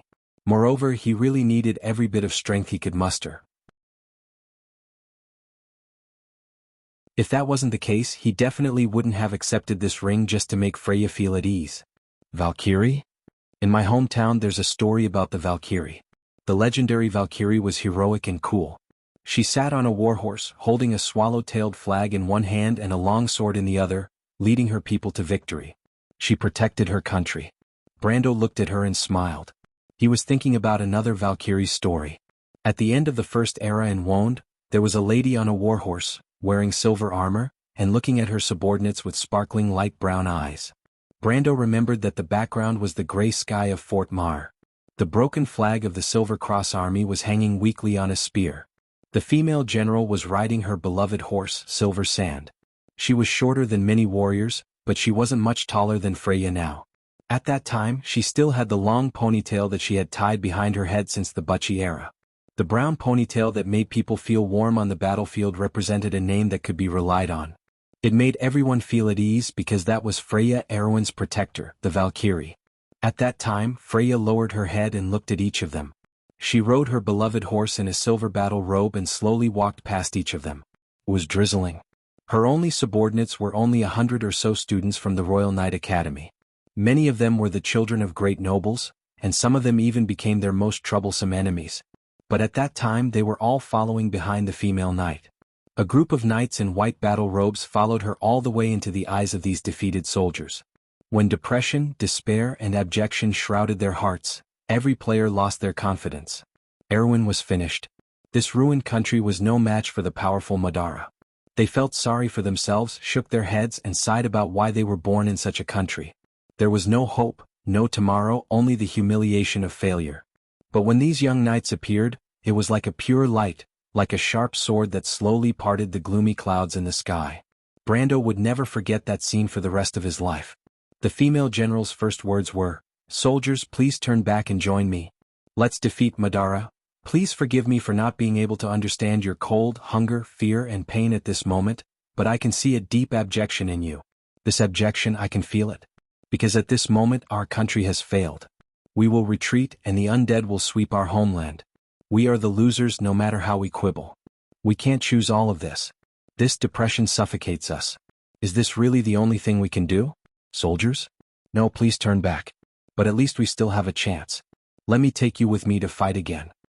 Please believe in me. She pressed her hand on her chest. I will fight side by side with you. I am willing to take all the responsibility for this. Follow me, let me die in front of you. Let me use this promise to exchange for the courage of a man. That was the first time the silver lily shone on the battlefield. The legend of the Valkyrie was written into a poem in Erewhon that touched countless players. Speaking of this protector of Erewhon, perhaps compared to most NPCs, the players had a deeper impression of this name. Because it was she who brought them out of the fate of failure, gave them glory, and made the name Erewhon a source of pride. She was their flag, the source of pride for the players of Erewhon. They were willing to fight for her because each of them was willing to fight for their own honor. Erewhon's war song was composed by an ordinary player who was not famous on the forum, but it was sung by countless people. We are the proud people of Erewhon. Even if we fail, we will not lower our noble heads. Our courage is engraved on our swords. Our faith is the flag that protects us. The blood of Erewhon flows on the path that we yearn for. What we yearn for, there will be a day when the silver lily flag is raised again. What we yearn for, is the belief of Erewhon never to be broken. When we die, the voice of our souls still echoes. Echoes on this land. It is telling, this is our homeland. The land that we love dearly. Brando lowered his head and rubbed his eyes. When he raised his head again, he saw Freya lowering her head and whispering to him, "How can I do the same thing as the legend, Brando? I am a very stupid girl, I just want to do my best." "Yes. Your best is the root of this legend." The young man looked at her, he admired this kind of serious Freya. Even if it was a small matter, this girl from the countryside of Buchi would do her best to do it. Maybe she did not know what kind of potential she had, but there will be a day when gold shines from the sand at the bottom of the river. He smiled, just think of it as a dream. Freya looked at him, nodded, and asked, "Is it the legend of the Highland Knight?" Brando nodded. Freya was silent. After a while, she whispered, "Is there anything else you want to tell me, Brando?" "No, wait." Brando hesitated for a moment, then called out to her. He thought for a while and asked, "Freya, what do you think of Erewhon?" When Brando said this, he deliberately lowered his voice. In fact, his eyes had already swept across the bar to see if anyone was paying attention to them. "Erewhon? What do you think?" The girl was stunned. If the country is compared to a person, Erewhon is now like a dying old man. Brando replied. Freya was stunned. In this period of time, she was no longer the naive female militia captain. After seeing the filthy relationship between the nobles, she was full of worry for the people in the upper class who controlled the fate of the country, but she did not understand where the problem was. Was it supposed to be like this? Or did something go wrong? The uneasy girl could only comfort herself that in this world, there was light and there was darkness. Maybe everything would be better, this was just a cycle of history. But in the depths of her heart, she always wanted to know if it was just her naive view of the world in the past. But she did not expect that the first sentence Brando asked her to stay would eliminate all the comforting thoughts in her heart, leaving only the worst one. For a moment, Freya was speechless. "Freya, listen to me." Brendel hesitated for a long time before saying that. He was always worried that he would affect the goddess of war's future path. But in the end he made up his mind, because Freya was not only the goddess of war, she was only a shadow in his heart, she was more of a partner that he could trust. He had no real family in this world, and Freya also lost her parents who raised her. In comparison, the two of them needed each other's support more. In fact, ever since that night in the Green Village, Brando understood that his connection with the goddess of war could not be broken. It was like two lonely, weak people relying on each other to move forward in the darkness. Brando found it hard to imagine that without these people in Buchi, he could establish a connection with this world and not feel lonely all the time. And for the current Freya it was the same. Erewhon may not be able to return to the peace of the past, only a great change can save this country. Of course, a great change may also tear it apart, but every one of us in this era can only do our best to save it. I don't know how many people can see through this. I don't know how many people can understand what I mean, but Freya, do you understand? The female knight looked at him in a daze, but nodded subconsciously. Do you now understand why I want you to go to the Royal Knight Academy? But Freya, do your best. I don't know if this is true, Brando, but I want to believe in you. Freya took a deep breath and said uneasily, but my mind is in a mess right now. I only feel scared. What about everyone in Bucci? Do we not have a way to change everything? So I will also do my best. Freya, I need your help. The girl looked at him and stopped. What should I do? If anything happens, we'll support Her Highness one-sidedly. I heard that Princess Griffin of Erewhon has a good reputation. If there is anyone in the Corvado dynasty who can lead this country out of this predicament, we can only trust her. Brando thought for a moment and replied, at the Royal Knight Academy, I believe you will have a chance to meet her. Brando, why do you know so much? Freya could not help but ask, you are joking with me, right? I also want to, but when you unconsciously become a chess player, whether you like it or not, you can see the big picture. You will understand in the future, Freya.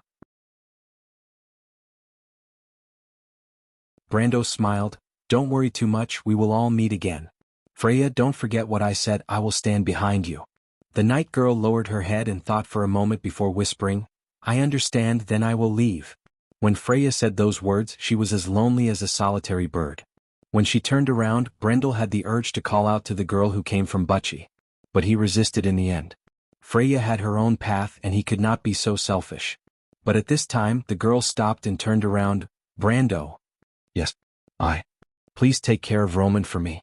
She is my best friend. After saying this, she walked out of the bar without looking back. Brando was left alone, trying to figure out the meaning of her last sentence. But in the end, the young man just shook his head and picked up the wine glass on the bar counter. P.S. Sorry, there are too many things happening this year, so I don't have the face to say too much. I'll try my best to write more chapters.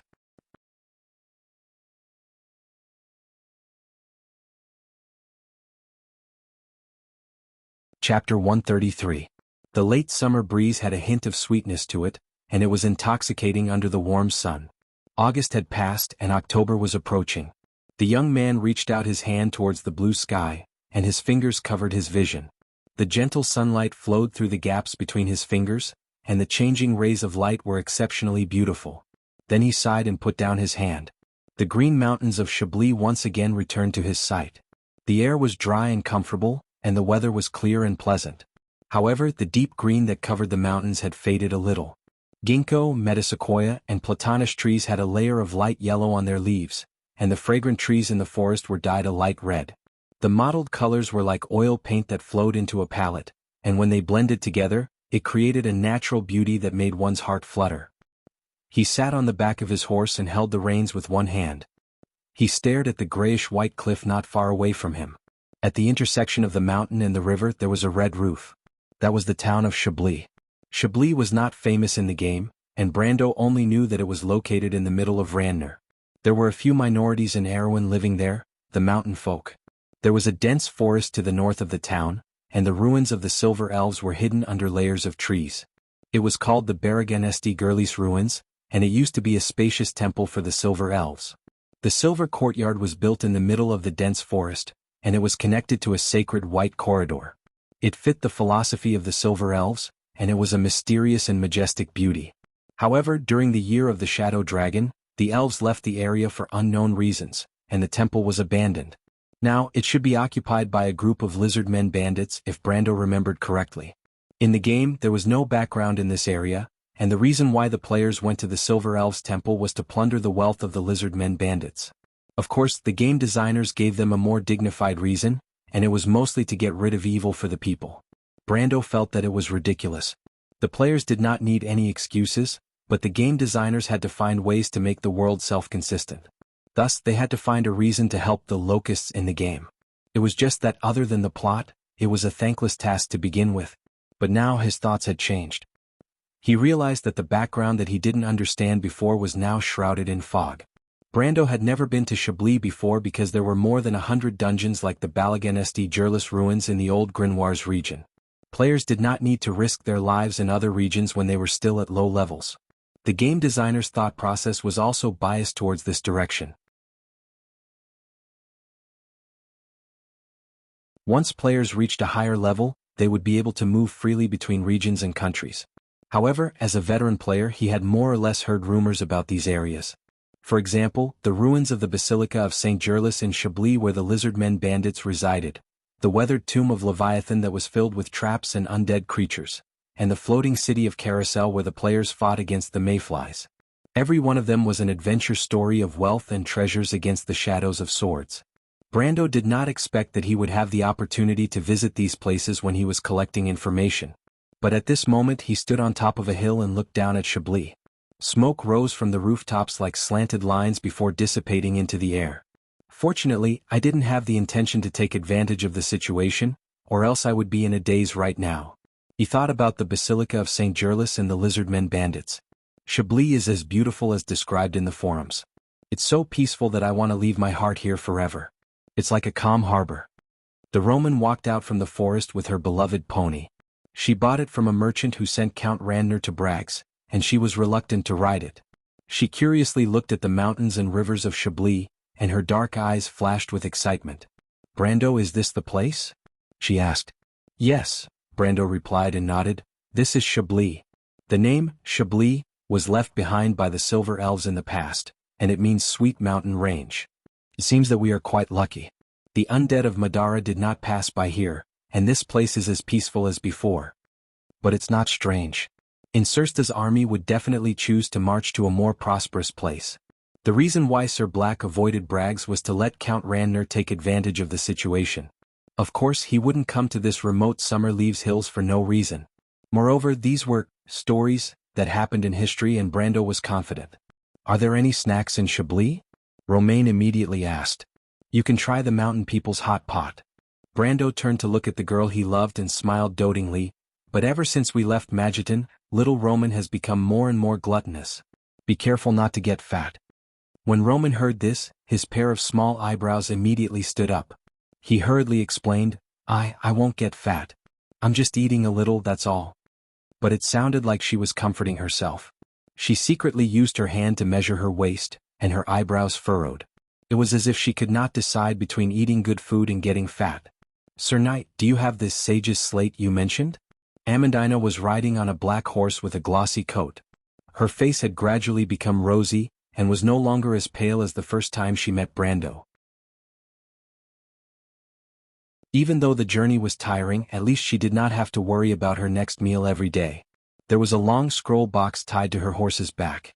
Not only was it the crystallization of her wisdom and her most precious treasure, it was also the priceless treasure that Brando valued the most. The reason why he insisted on bringing Amandina along was because of the lines drawn on the parchment. The girl coughed twice, raised her head to look at the clear sky and murmured, "It's almost October. Don't worry, there shouldn't be anyone who will beat us to it this time." Brando knew what Amandina was asking. They had left Bragg's for more than a month, and the news of Erwin and Madara's truce had spread to every nobles in the south by the end of the 8th month. At that time they had just arrived in Randner's territory, and first settled down in the capital of the Count's territory, the city of the forest, Magetan. Brando placed his hopes on the sage slate in the misty forest west of Magetan, but it was obtained by the local Church of the North Wind just like in the game. Brando and Count Randner's Knight of the North Wind did not have much of a relationship, and after staying in the area for a while, he could only leave. But when he was in Magetan, he introduced the Roman to the most famous local snack, a honey dessert. As a result, Amandina was now full of interest in the local snacks. Brando could not help but smile when he thought of this, but he suddenly remembered the matter of the coup in December. There were still 2 months. He knew that he would not be able to make it in time, but he could only leave it to the future regent princess and the girl from Bucci, Freya. Freya should have already arrived at the Royal Knights Academy in the princess' private territory, but he did not know how tense the situation outside was. But there was a limit to a person's strength, and he did not have the capital to participate in the game between the nobles. Brando's biggest task at the moment was to continuously strengthen himself, and when he mentioned strengthening himself, he could not help but think that Reto and the others should have already entered the Erect province. "Are we going to look for the sage slate here?" Amandina asked. "Yes, there is a ruin of the Silver Elves to the north of here, and it is rumored that the sage slate is in there." Brando replied. He wanted to find a guide. He knew the background of this area like the back of his hand, but because he had never been to Chablis before, he did not know the exact location of the Balagon, St. Gerlix. But there was a group of lizard men bandits in the ruins, and it would not be as easy as he thought. In the game, the Balagon, St. Gerlix was a level 23 dungeon. Even though it was much lower than the Forbidden Orchard of the Golden Demonic Tree, there was no shortcut to it. He thought for a moment and decided to first enter the town. The three of them walked down the mountain and entered Chablis in less than half an hour. In fact, the town of Chablis was different from most of the towns in the south of Erewhon. The mountain dwellers built this town in the middle of the mountain, and it was not a simple matter. They followed the wisdom of their ancestors and piled up stones to fill up the slope, so the new parts of the town were always stacked on top of the old parts. Over time, the entire town was built up along the river at the foot of the mountain, and it looked like a stone fortress. If one had to describe the town with an impression, it would be stairs. A large number of stairs that intersected with each other. The buildings were arranged side by side on the platforms.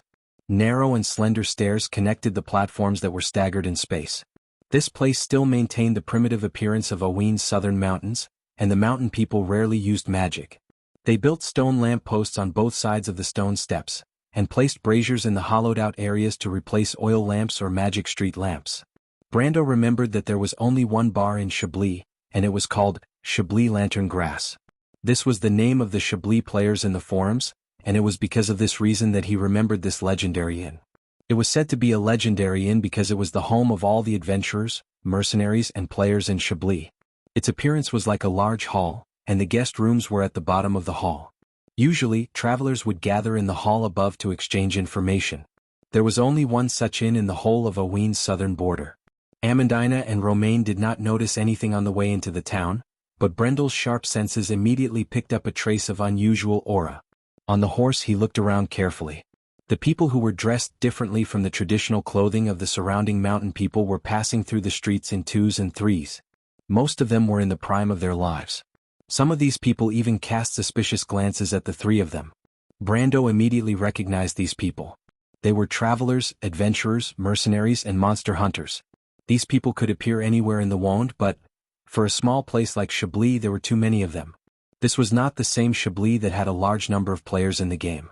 To be continued. If you want to know what will happen next, please go to www.chidian.com. There are more chapters. Support the author, support the original reading.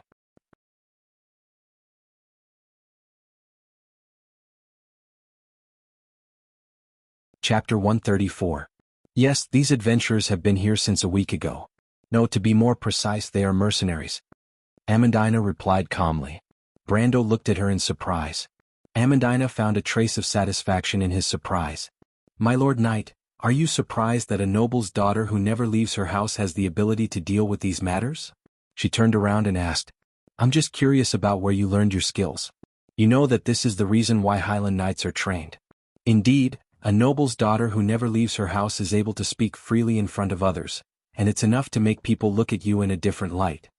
Brando patted the Roman's shoulder to prevent her from wandering too far away from the sights. Unexpectedly, the Roman comforted him. Brando, don't worry, I won't get lost, she said. For a moment, Brando was speechless. He could only look at the Roman with an embarrassed expression, and wondered what kind of structure was in her brain to make her thoughts so different from others. Fortunately, Amandina helped him out of his predicament. Socializing is an instinct of a noble's daughter, my lord knight, she said humbly, but it was not difficult to hear that she was secretly happy. Brendel was taken aback for a moment before he laughed. Not every noble lady can put down her status and interact with a country bumpkin. He was not wrong. In Erewhon, the Highlanders were considered vulgar country bumpkins in the eyes of the nobles. Even the lords of the Highlanders could not get along with the lords of the Northern Empire. For example, the two important ministers of Anson's 11th era, Duke Hernandez and Duke Longblade, often mocked each other in court, causing even Emperor Anson to have a headache. Because I'm different from them. I'm just a poor girl, my lord. Brando laughed and shook his head. These mercenaries must have come to Chablis at this time of the year because of the bandits in the forest. Erewhon often raises money to hire mercenaries to wipe out the bandits entrenched in villages and towns that affect people's daily lives. This has become a common practice. He walked along the paved streets of Chablis and brought the topic back to the main topic. In densely populated areas, the ones who hire these mercenaries are mostly the local police or militia. In remote areas, a village will pool all its money to pay for these mercenaries. Amandina was taken aback. She had never seen such a description in books before, There's such a thing? It was the same in Bucci in the past, the Roman also paid for it. The Roman answered without turning his head, poking his head out of the narrow roadside with great interest, and gazing down at the crisscrossing streets. Only in places where there are guards would the guards be used to dealing with the local bandits themselves. Thus, it is not unreasonable for the royal family to place their hopes in their new army. Indeed, the guards represent a new force in Erewhon, but I don't know if this force will have the chance to grow. Moreover, there will only be one generation of them that can be used. Brando raised his head and said deeply. Amandina lowered her head and began to think about some things again. At this time Brando and the other two heard a shout from behind them, "Stop right there." The three of them were startled and turned around, but they realized that the shout was not directed at them. They first saw a young man rushing through the crowd and hurriedly running past them. However, before he could run a few steps, he was stopped by two mercenaries in front of him. The two mercenaries pulled out their swords and blocked the young man's path. "Eek, where do you think you're going? You bastard, have you forgotten the rules of our mercenary band?" The young man was slightly taken aback and could not help but look around in panic, but he realized that there were mercenaries in leather armor surrounding him with shining swords. In fact, Brendel happened to be at the edge of the encirclement, but no one noticed him and he was happy with it. He pulled Romain back a step to avoid being involved in this inexplicable battle. "Capo, what are you trying to do?" The young man called Eek realized that all of his escape routes were sealed and stopped to catch his breath. He immediately pulled out a short sword from the scabbard and wiped the sweat from his forehead as he asked nervously. "You know what you've done?" A mercenary wearing a gray robe walked out from the crowd and looked at him coldly. "Otherwise, why would you choose to run away today? Have you forgotten the oath you made when you first joined the mercenary band? Our leader and the others treated you like a brother, but why would you betray us?" The young man was stunned for a moment and showed a struggling expression. "Capo, I didn't betray you." The mercenary named Capo looked at him carefully and sighed. "Come back with us and we'll naturally believe you." The young man shook his head. "No, Capo, please don't ask. I've said it before, we can't go to Balagon Forest." He hesitated for a moment and shook his head. "Please trust me this time. Trust me, I won't harm you. Think about the past, how could I betray you, betray everyone?" "Enough, Eek." The mercenary showed a pained expression and interrupted the young man. "No matter what, you have to come back with us and return to our leader's side. If you have anything to say, go back to the camp and our leader will listen to your explanation. Eek, listen to my advice. Our leader raised you and if you leave here, you'll be abandoning him and your comrades." He pointed at himself and the others. "Do you see that? These are your comrades. What are you trying to do?" The young man hesitated for a moment, but took a step back in the end. "Don't say any more, Capo. This time, I'm clear that I'm the one who's right.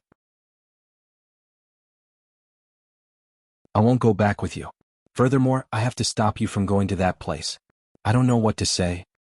He looked around and saw that the other mercenaries were getting closer and closer to him. He couldn't help but beg, "Capo, on account of our relationship, let me go. Believe me, I won't let you regret this, I swear." "Brando?" The Roman saw this scene and couldn't help but ask softly, "My lord?" Amandina also turned her head. Faced with such a situation, the two ladies asked the only person they could rely on at the moment if they wanted to leave for a while. But Brando shook his head and looked at the young man with a thoughtful expression. On the other side, Capo saw the young man's determination and knew that it was useless to say anything more. He took a step back and signaled to his men. The mercenaries immediately rushed forward from all directions and sealed off every path of retreat for the young man called Eek. In fact, Brendel was taken aback when the mercenaries made their move. He immediately realized that these mercenaries were not weak at all. Some of them were even as strong as Leto, which meant that they were at least mid-level iron rank. Even though most of the mercenaries who roamed the outside world had some reputation and strength, Brando was still surprised to see so many powerful mercenaries in a small place like Chablis. Not only Brando but Amandina also noticed this. She wanted to say something, but she calmed down and carefully observed the scene in front of her.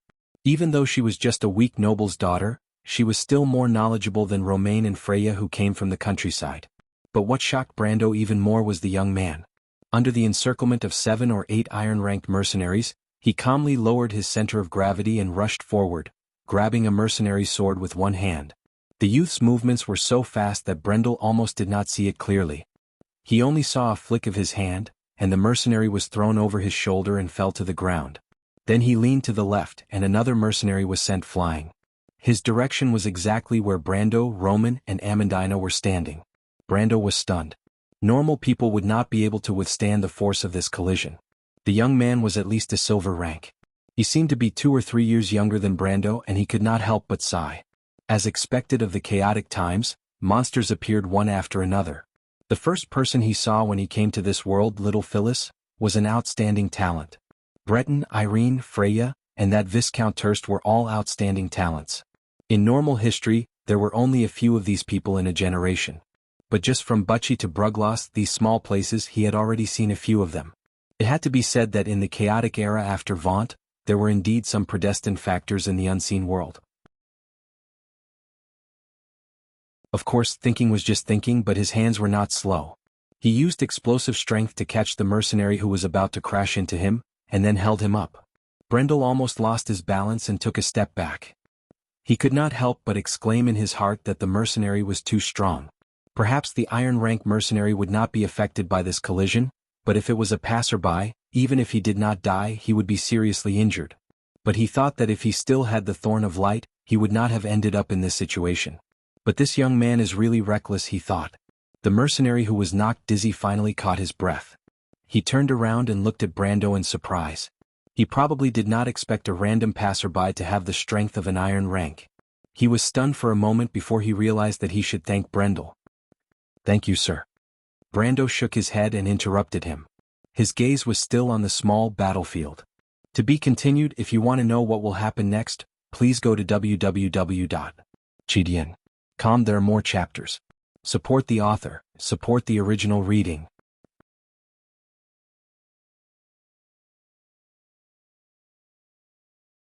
Chapter 135. On the battlefield, another person flew out in a short period of time. The young man seemed to have taken down 3 mercenaries in the blink of an eye and opened up a gap in the crowd. Before anyone could react, he had already broken through the gap. However, the direction he chose surprised Brando because the leader of the mercenaries, Capo, was already waiting in the young man's path. The old mercenary held his sword horizontally and leaned forward with his mouth tightly pursed. He looked like a beast that was about to attack. Brando's heart skipped a beat. He recognized that this posture was from Master Swordsman Imaria's swordsmanship, Lantan Island swordsmanship. This swordsmanship was named after the famous sword saint. It was spread throughout the continent in the early years, but it had already declined during this period. Due to the complexity of the swordsmanship, there were very few people in this world who could master this swordsmanship and use it to fight against their enemies. However, almost all of these people were experts. In the game, Brando remembered that Imaria's swordsmanship required 133 EXP to upgrade from level 1 to level 2, which was 60% more than the average middle-level swordsmanship. Although the accuracy of this swordsmanship was twice that of the military swordsmanship, and the damage correction was 1.3 times, there were not many players who would spend time and effort on this swordsmanship. This was because the market price of this swordsmanship was as high as 1.3 million tor.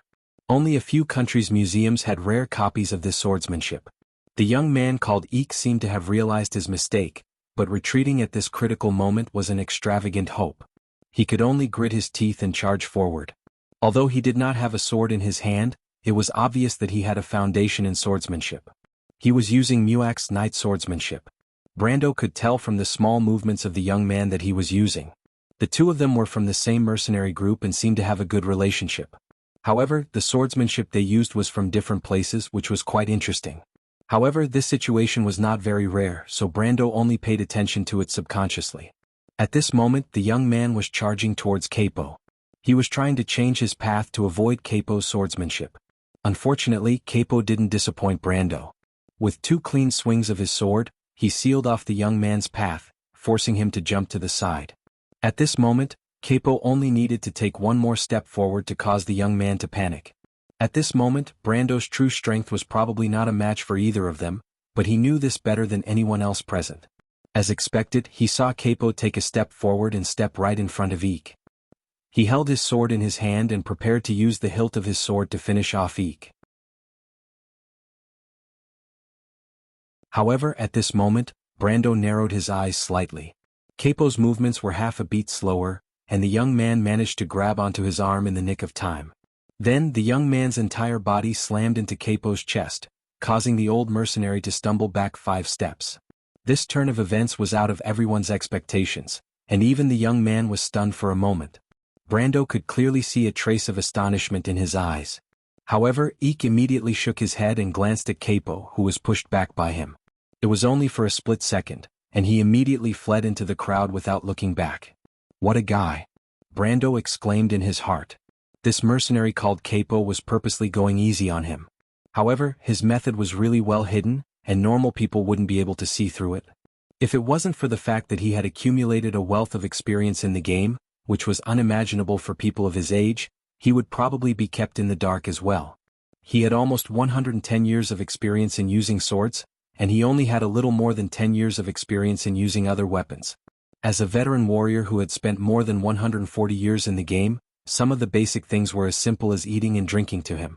His current strength was only at the upper middle level of a black iron rank, and he might not be a match for the young man called Ike. However, if they were to really fight, even 2 Ikes wouldn't be enough to take him on. Especially after a month of adventuring, Brando's mercenary level had already reached level 16, and Erwin's military swordsmanship had also reached level 9+1. Combined with Brando's memories of his grandfather, his swordsmanship was no longer comparable to that of the young man from Bucci. It could be said that among the regular soldiers of the White Mane Army, those slightly older swordsmanship instructors were only good enough to be his students. Brando's swordsmanship wasn't at the level of his grandfather, but there were traces of similarities. It could be said that he had the demeanor of a swordsmanship master. Of course, a true swordsmanship master wouldn't only be proficient in one skill. But because of this, the more Brando leveled up, the more he felt that his grandfather was mysterious.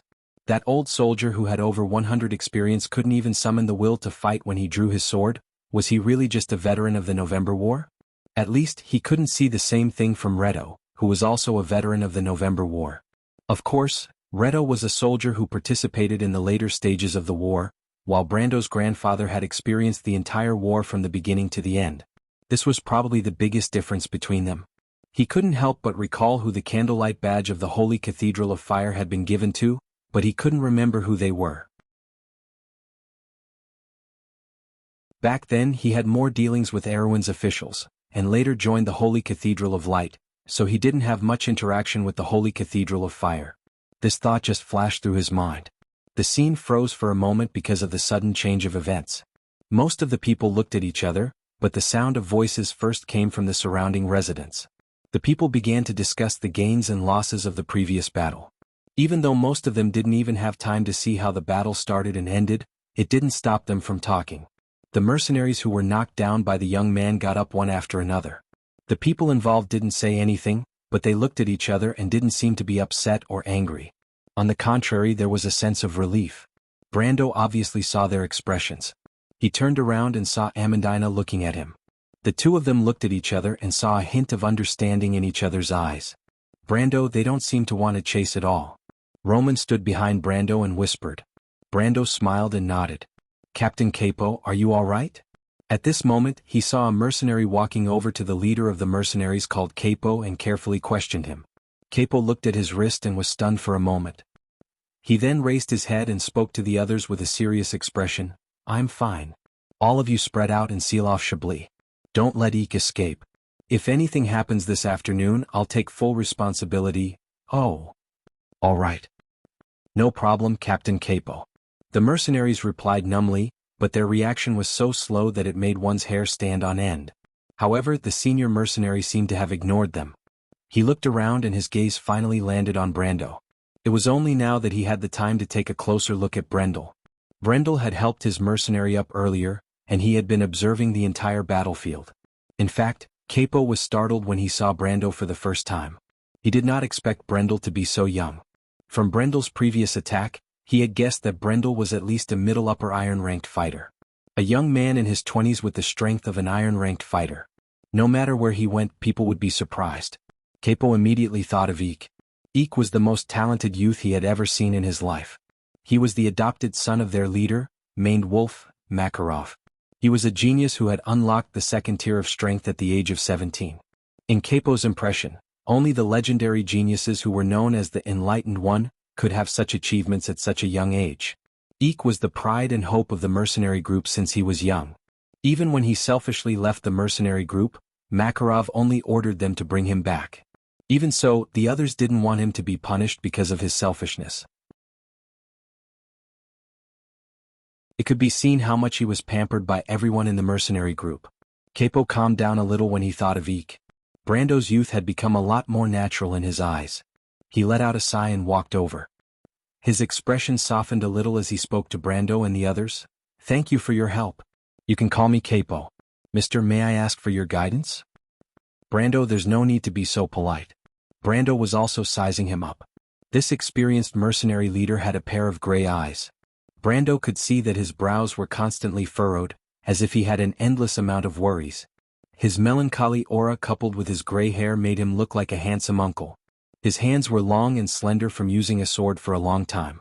If one didn't look at the calluses on his hands, they would look like the hands of a pianist. If such a man appeared on the streets of the world he came from, he would definitely cause a lot of girls to scream. Brando couldn't help but feel jealous. Even though Brando's body wasn't that bad, his experience was still lacking compared to this man's temperament. He lacked the weather-beaten sense of vicissitudes.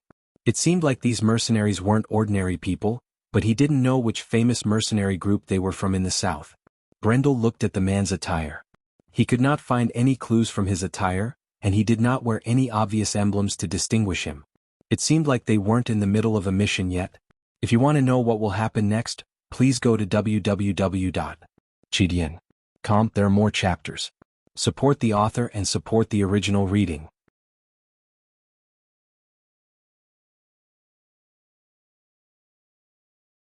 Chapter 136.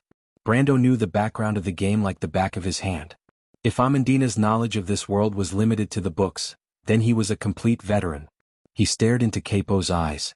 Even though this leader was obviously going easy on him, Brando was still able to determine his strength from the details of his attacks. He was probably above average silver rank. He's almost at the level of a captain in the White Mane Army. He's probably just a little bit weaker than a commander. This shows that this mercenary group is not to be underestimated.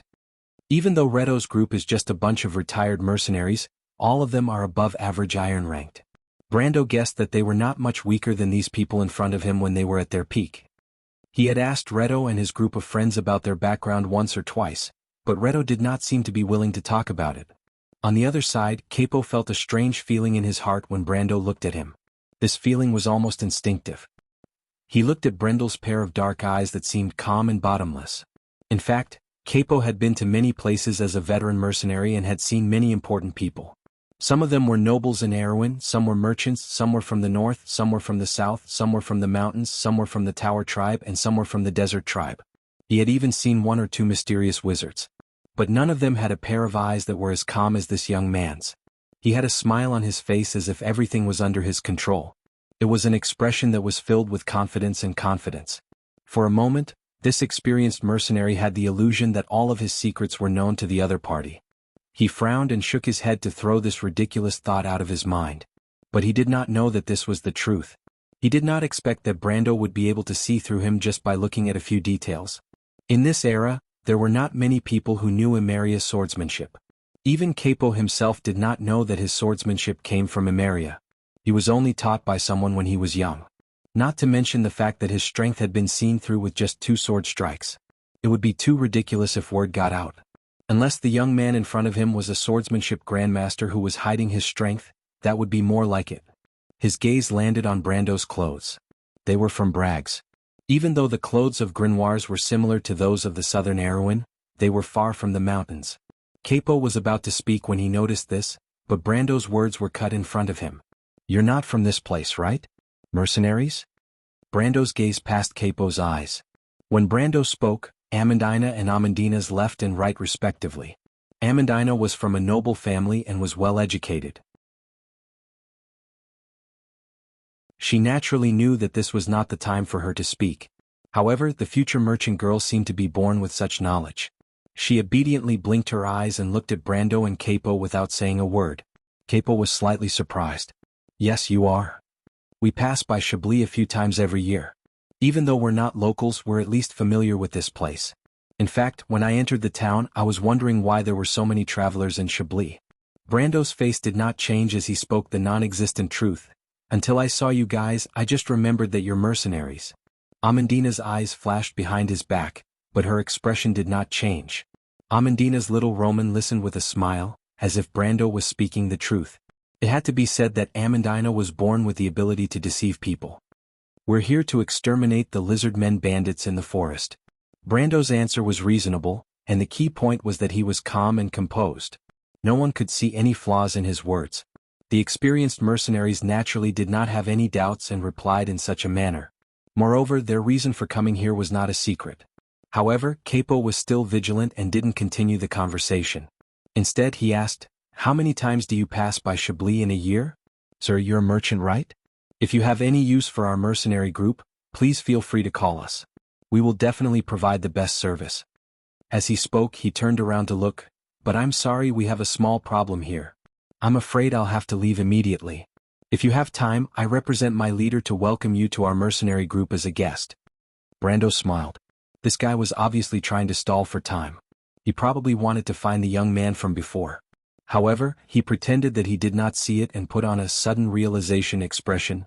"I see. That's a coincidence," he added quickly. Capo was about to leave when he heard this sentence. "What's wrong?" "It's like this." Brando smiled and went along with Capo's words. "Actually, I didn't come to Chablis for business. I came to look for something." Capo was stunned for a moment before he stopped with a frown. "What are you looking for?" "It's just a stone tablet with ancient records. It's in the Balagan ruins and it's in the Silver Elf stone tablets. But as you know, Mr. Capo, the ruins were occupied by a group of lizard men a year and a half ago. The last time I came to Chablis was 3 months ago to investigate the lizard men bandits in the forest. This time, I brought a few mercenaries with me and wanted to sneak in to steal the stone slab, but I didn't expect to meet Mr. Capo and the rest of you here." Brendel replied calmly as though there was really something going on. "That's 3 months ago. I came to Chablis to investigate the lizard men bandits in the forest." Capo was completely stunned. "You're saying?" Brando immediately nodded. "Yes, according to the rules, in order to avoid conflict, I suggest that we use the 314th rule of the Mercenary Code to come to an agreement. How about that? My men and I will temporarily join you and fight alongside you as long as we don't endanger ourselves. After the mission is over, we'll go our separate ways and take what we need. How about that?"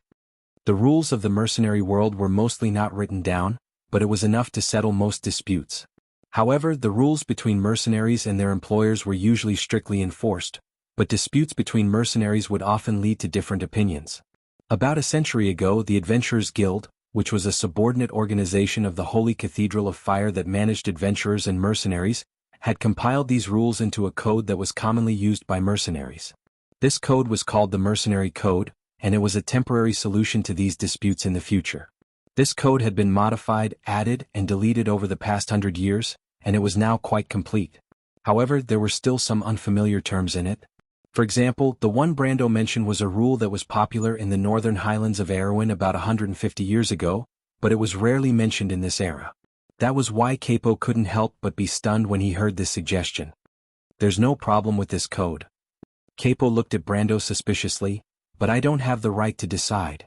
If you're interested, you should go and meet our leader. His name is Makarov, also known as the Maned Wolf. He's in the inn right now, you should be able to find him there." "No problem." Brando nodded. "Then I'll take my leave first. I won't delay Mr. Capo's business any longer." Capo had already regained his senses and only nodded in response.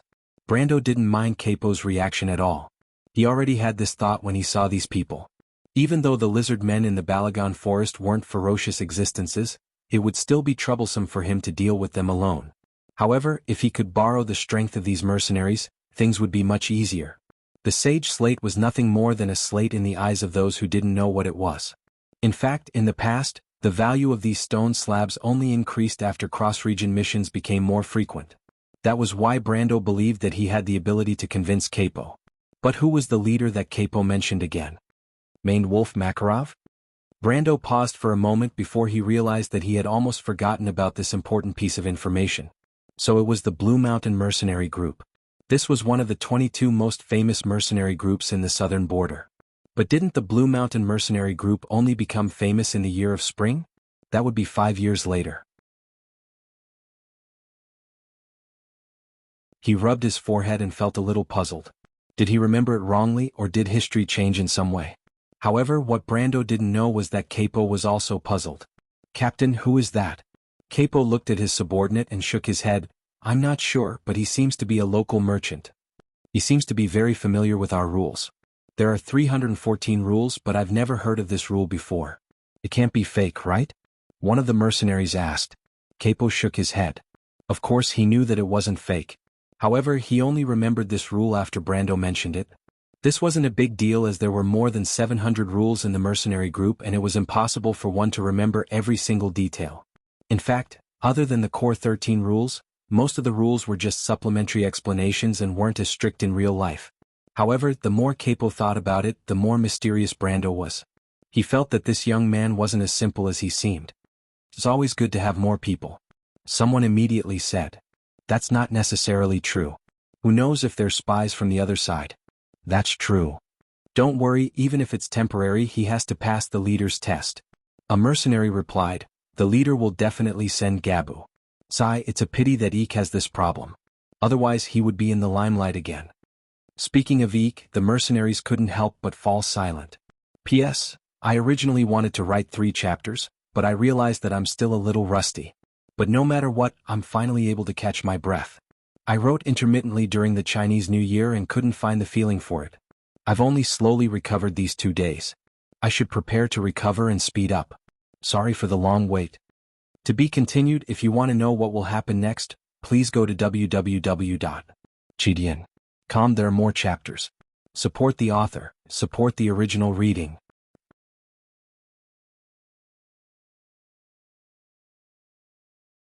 Chapter 137. Chablis Lantern Grass Inn was located at the highest point of the town on the east side of the cliff. It looked like the ancient legends where the heroes and gods lived. The wooden hall was built on top of the cliff, and after being exposed to the wind and rain, water had seeped into the sturdy wood and turned it black. Looking down from the hall, there were rows of windows on the gray-white cliff. From afar, this unique scene looked like a huge beehive or a dragon's den on the cliff. But in reality, that was the inn's guest room. The door to the room Makarov the maned wolf was staying in was pushed open 15 minutes ago. The experienced mercenary leader raised his head from the map of Chablis. His thick eyebrows twitched when he heard a certain term from his subordinate.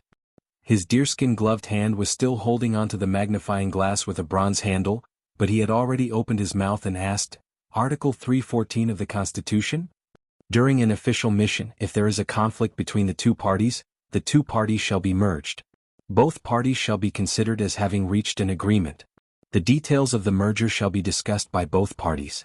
An old man with white hair and beard sitting on a rattan chair by the window answered.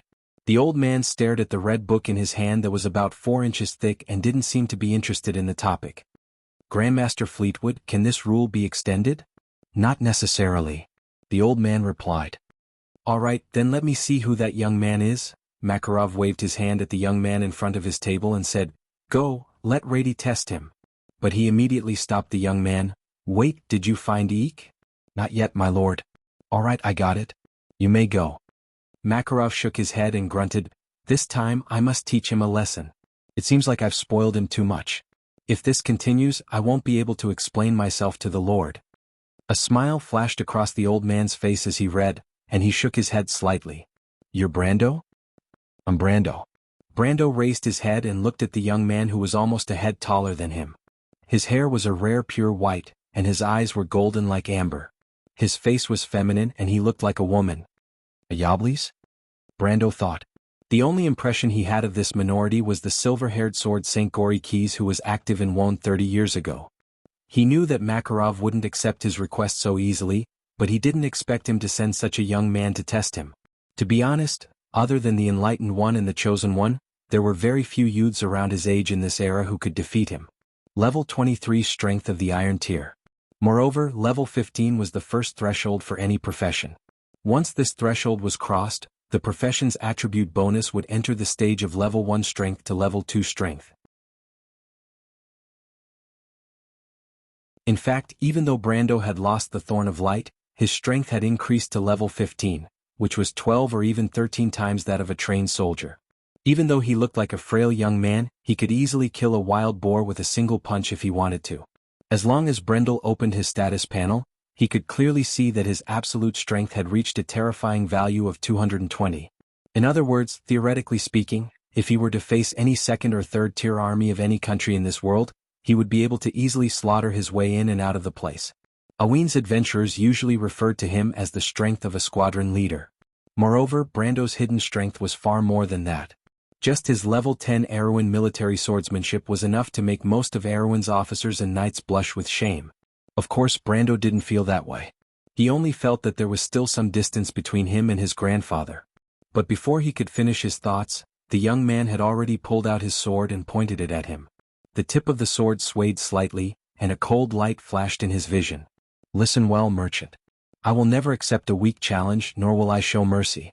It's the exact opposite. Because the duel between warriors is sacred. It's a battle of swords and swords trying to end the opponent's life.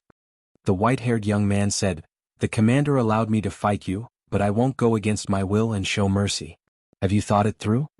Brando turned to look at the Roman. "Brando, does he mean that he's stronger than you?" Romaine's eyes widened. In fact, she was trying to widen them even more. She blinked and asked, "No, I don't think that's what he meant." Brando was not angered to death by the Roman, and could only reply in an annoyed manner. "My lord?" Amandina asked. Brando shook his head.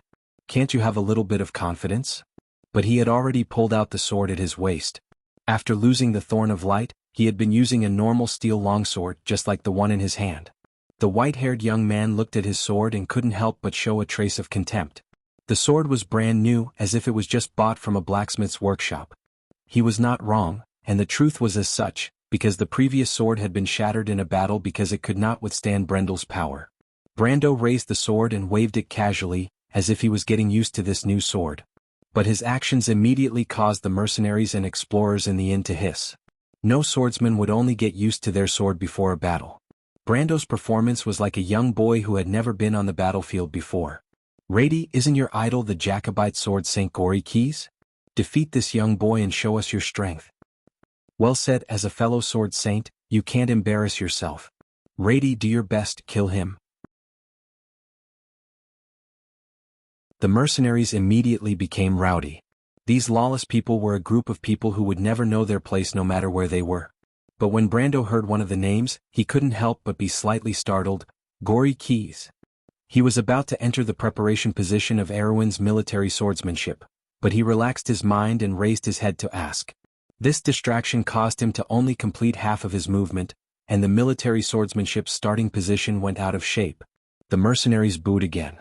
"You don't deserve to mention that name." The white-haired young man's face darkened as he thrust his sword forward. The sword was as fast as lightning in the eyes of ordinary people, but in Brando's perception range of 3.7 ounces it was extremely slow. Moreover, he was attacked before he could finish his sentence. He subconsciously backhanded his sword, or more accurately, he raised his sword and slashed the sword out of the young man's hand. Whoosh! The white-haired young man couldn't hold his sword at all, and it flew out of his hand and stabbed into the ceiling. The young man's sword was deeply embedded into the light black wood, and it was still trembling slightly. The entire hall was stunned. The mercenaries who had been cheering loudly earlier were now dumbfounded. It was as if they had seen a dragon or something else. They opened their mouths in a daze. To be exact, they had forgotten whether they should be cheering or booing. Brando's sword was not elegant at all. To put it bluntly, it was like a barbarian swinging a stick. Because it was not a type of swordsmanship, it was purely an instinctive reaction. But the key to this sword was not its elegance, but its strength. Innate strength? Everyone subconsciously thought of this. This was nothing new. On the road of Vaunt, legend had it that some of the humans inherited the bloodline of the Golden Bloodline, and some were naturally awakened as the Chosen One. But there was another type. They left behind some of the characteristics of their ancestors. For example, they were born with innate strength or strong recovery ability, or they were born with the ability to see elemental power. Generally speaking, this kind of power could only be seen in creatures with golden bloodline, such as dragons, unicorns, and other mythical creatures. But immediately someone shouted, "Level 1 strength. Iron strength." The white-haired young man held his wrist and took 5 steps back. He looked at his swollen arm and for a moment he couldn't accept it. Although he was not as talented as Eek, he was able to reach the lower levels of the iron rank in his early 20s. He was considered one of the best among most people. However, he did not expect that he would not be able to withstand even one strike from a person younger than him. How could there be so many monsters like Eek in this world? Rady was stunned for a moment. But his shock only lasted for a moment, because Makarov and another tall middle-aged man came up from below the inn. Although they didn't see the previous scene, they only needed to look at the swords on the ceiling and the reactions of the people on the scene. This shrewd mercenary group leader understood 80% of the situation. His gaze fell on Brando's head and he frowned. Even though he knew that the merchant who wanted to join his group was a young man, he didn't expect him to be so young. Buga, Makarov lowered his voice and said to the middle-aged man beside him, "You go test him." Meh. The middle-aged man's voice had a thick Iraq accent. "Yes, I suspect this young man is from paper cards." Makarov stared at Brando and said, "Do they have such an outstanding young man? Makarov, aren't you thinking too much?" Buga said as he unsheathed the great sword on his back, "But it's fine. Since you said so, I'll give it a try. No matter what, this young man must have some background." Makarov was startled as he turned around to look at his old friend. "It's nothing, I just smelled something familiar." The middle-aged man looked at Brando with a hint of doubt in his eyes. "P.S. I'm really still writing. Some of my friends' words are warm and some of them are depressing. Continue writing, I want to rebuild my character. I hope everyone can forgive me for the erratic updates. I'm writing as much as I can and I'm not slacking off. As for the problem of saving manuscripts, I really don't have the habit of saving manuscripts. Sorry, I only saved a short amount of manuscripts when I uploaded the book, and they were all sent out quickly." You're tuning in to the Han Lee's Wuxia Adventures YouTube channel. We're so grateful for your support and don't forget to subscribe to join us on this incredible journey through captivating stories. Your generosity through donations truly makes a world of difference, as it's the primary source of revenue that allows me to expand and enhance this channel for you. Thank you from the bottom of my heart for being a part of this adventure.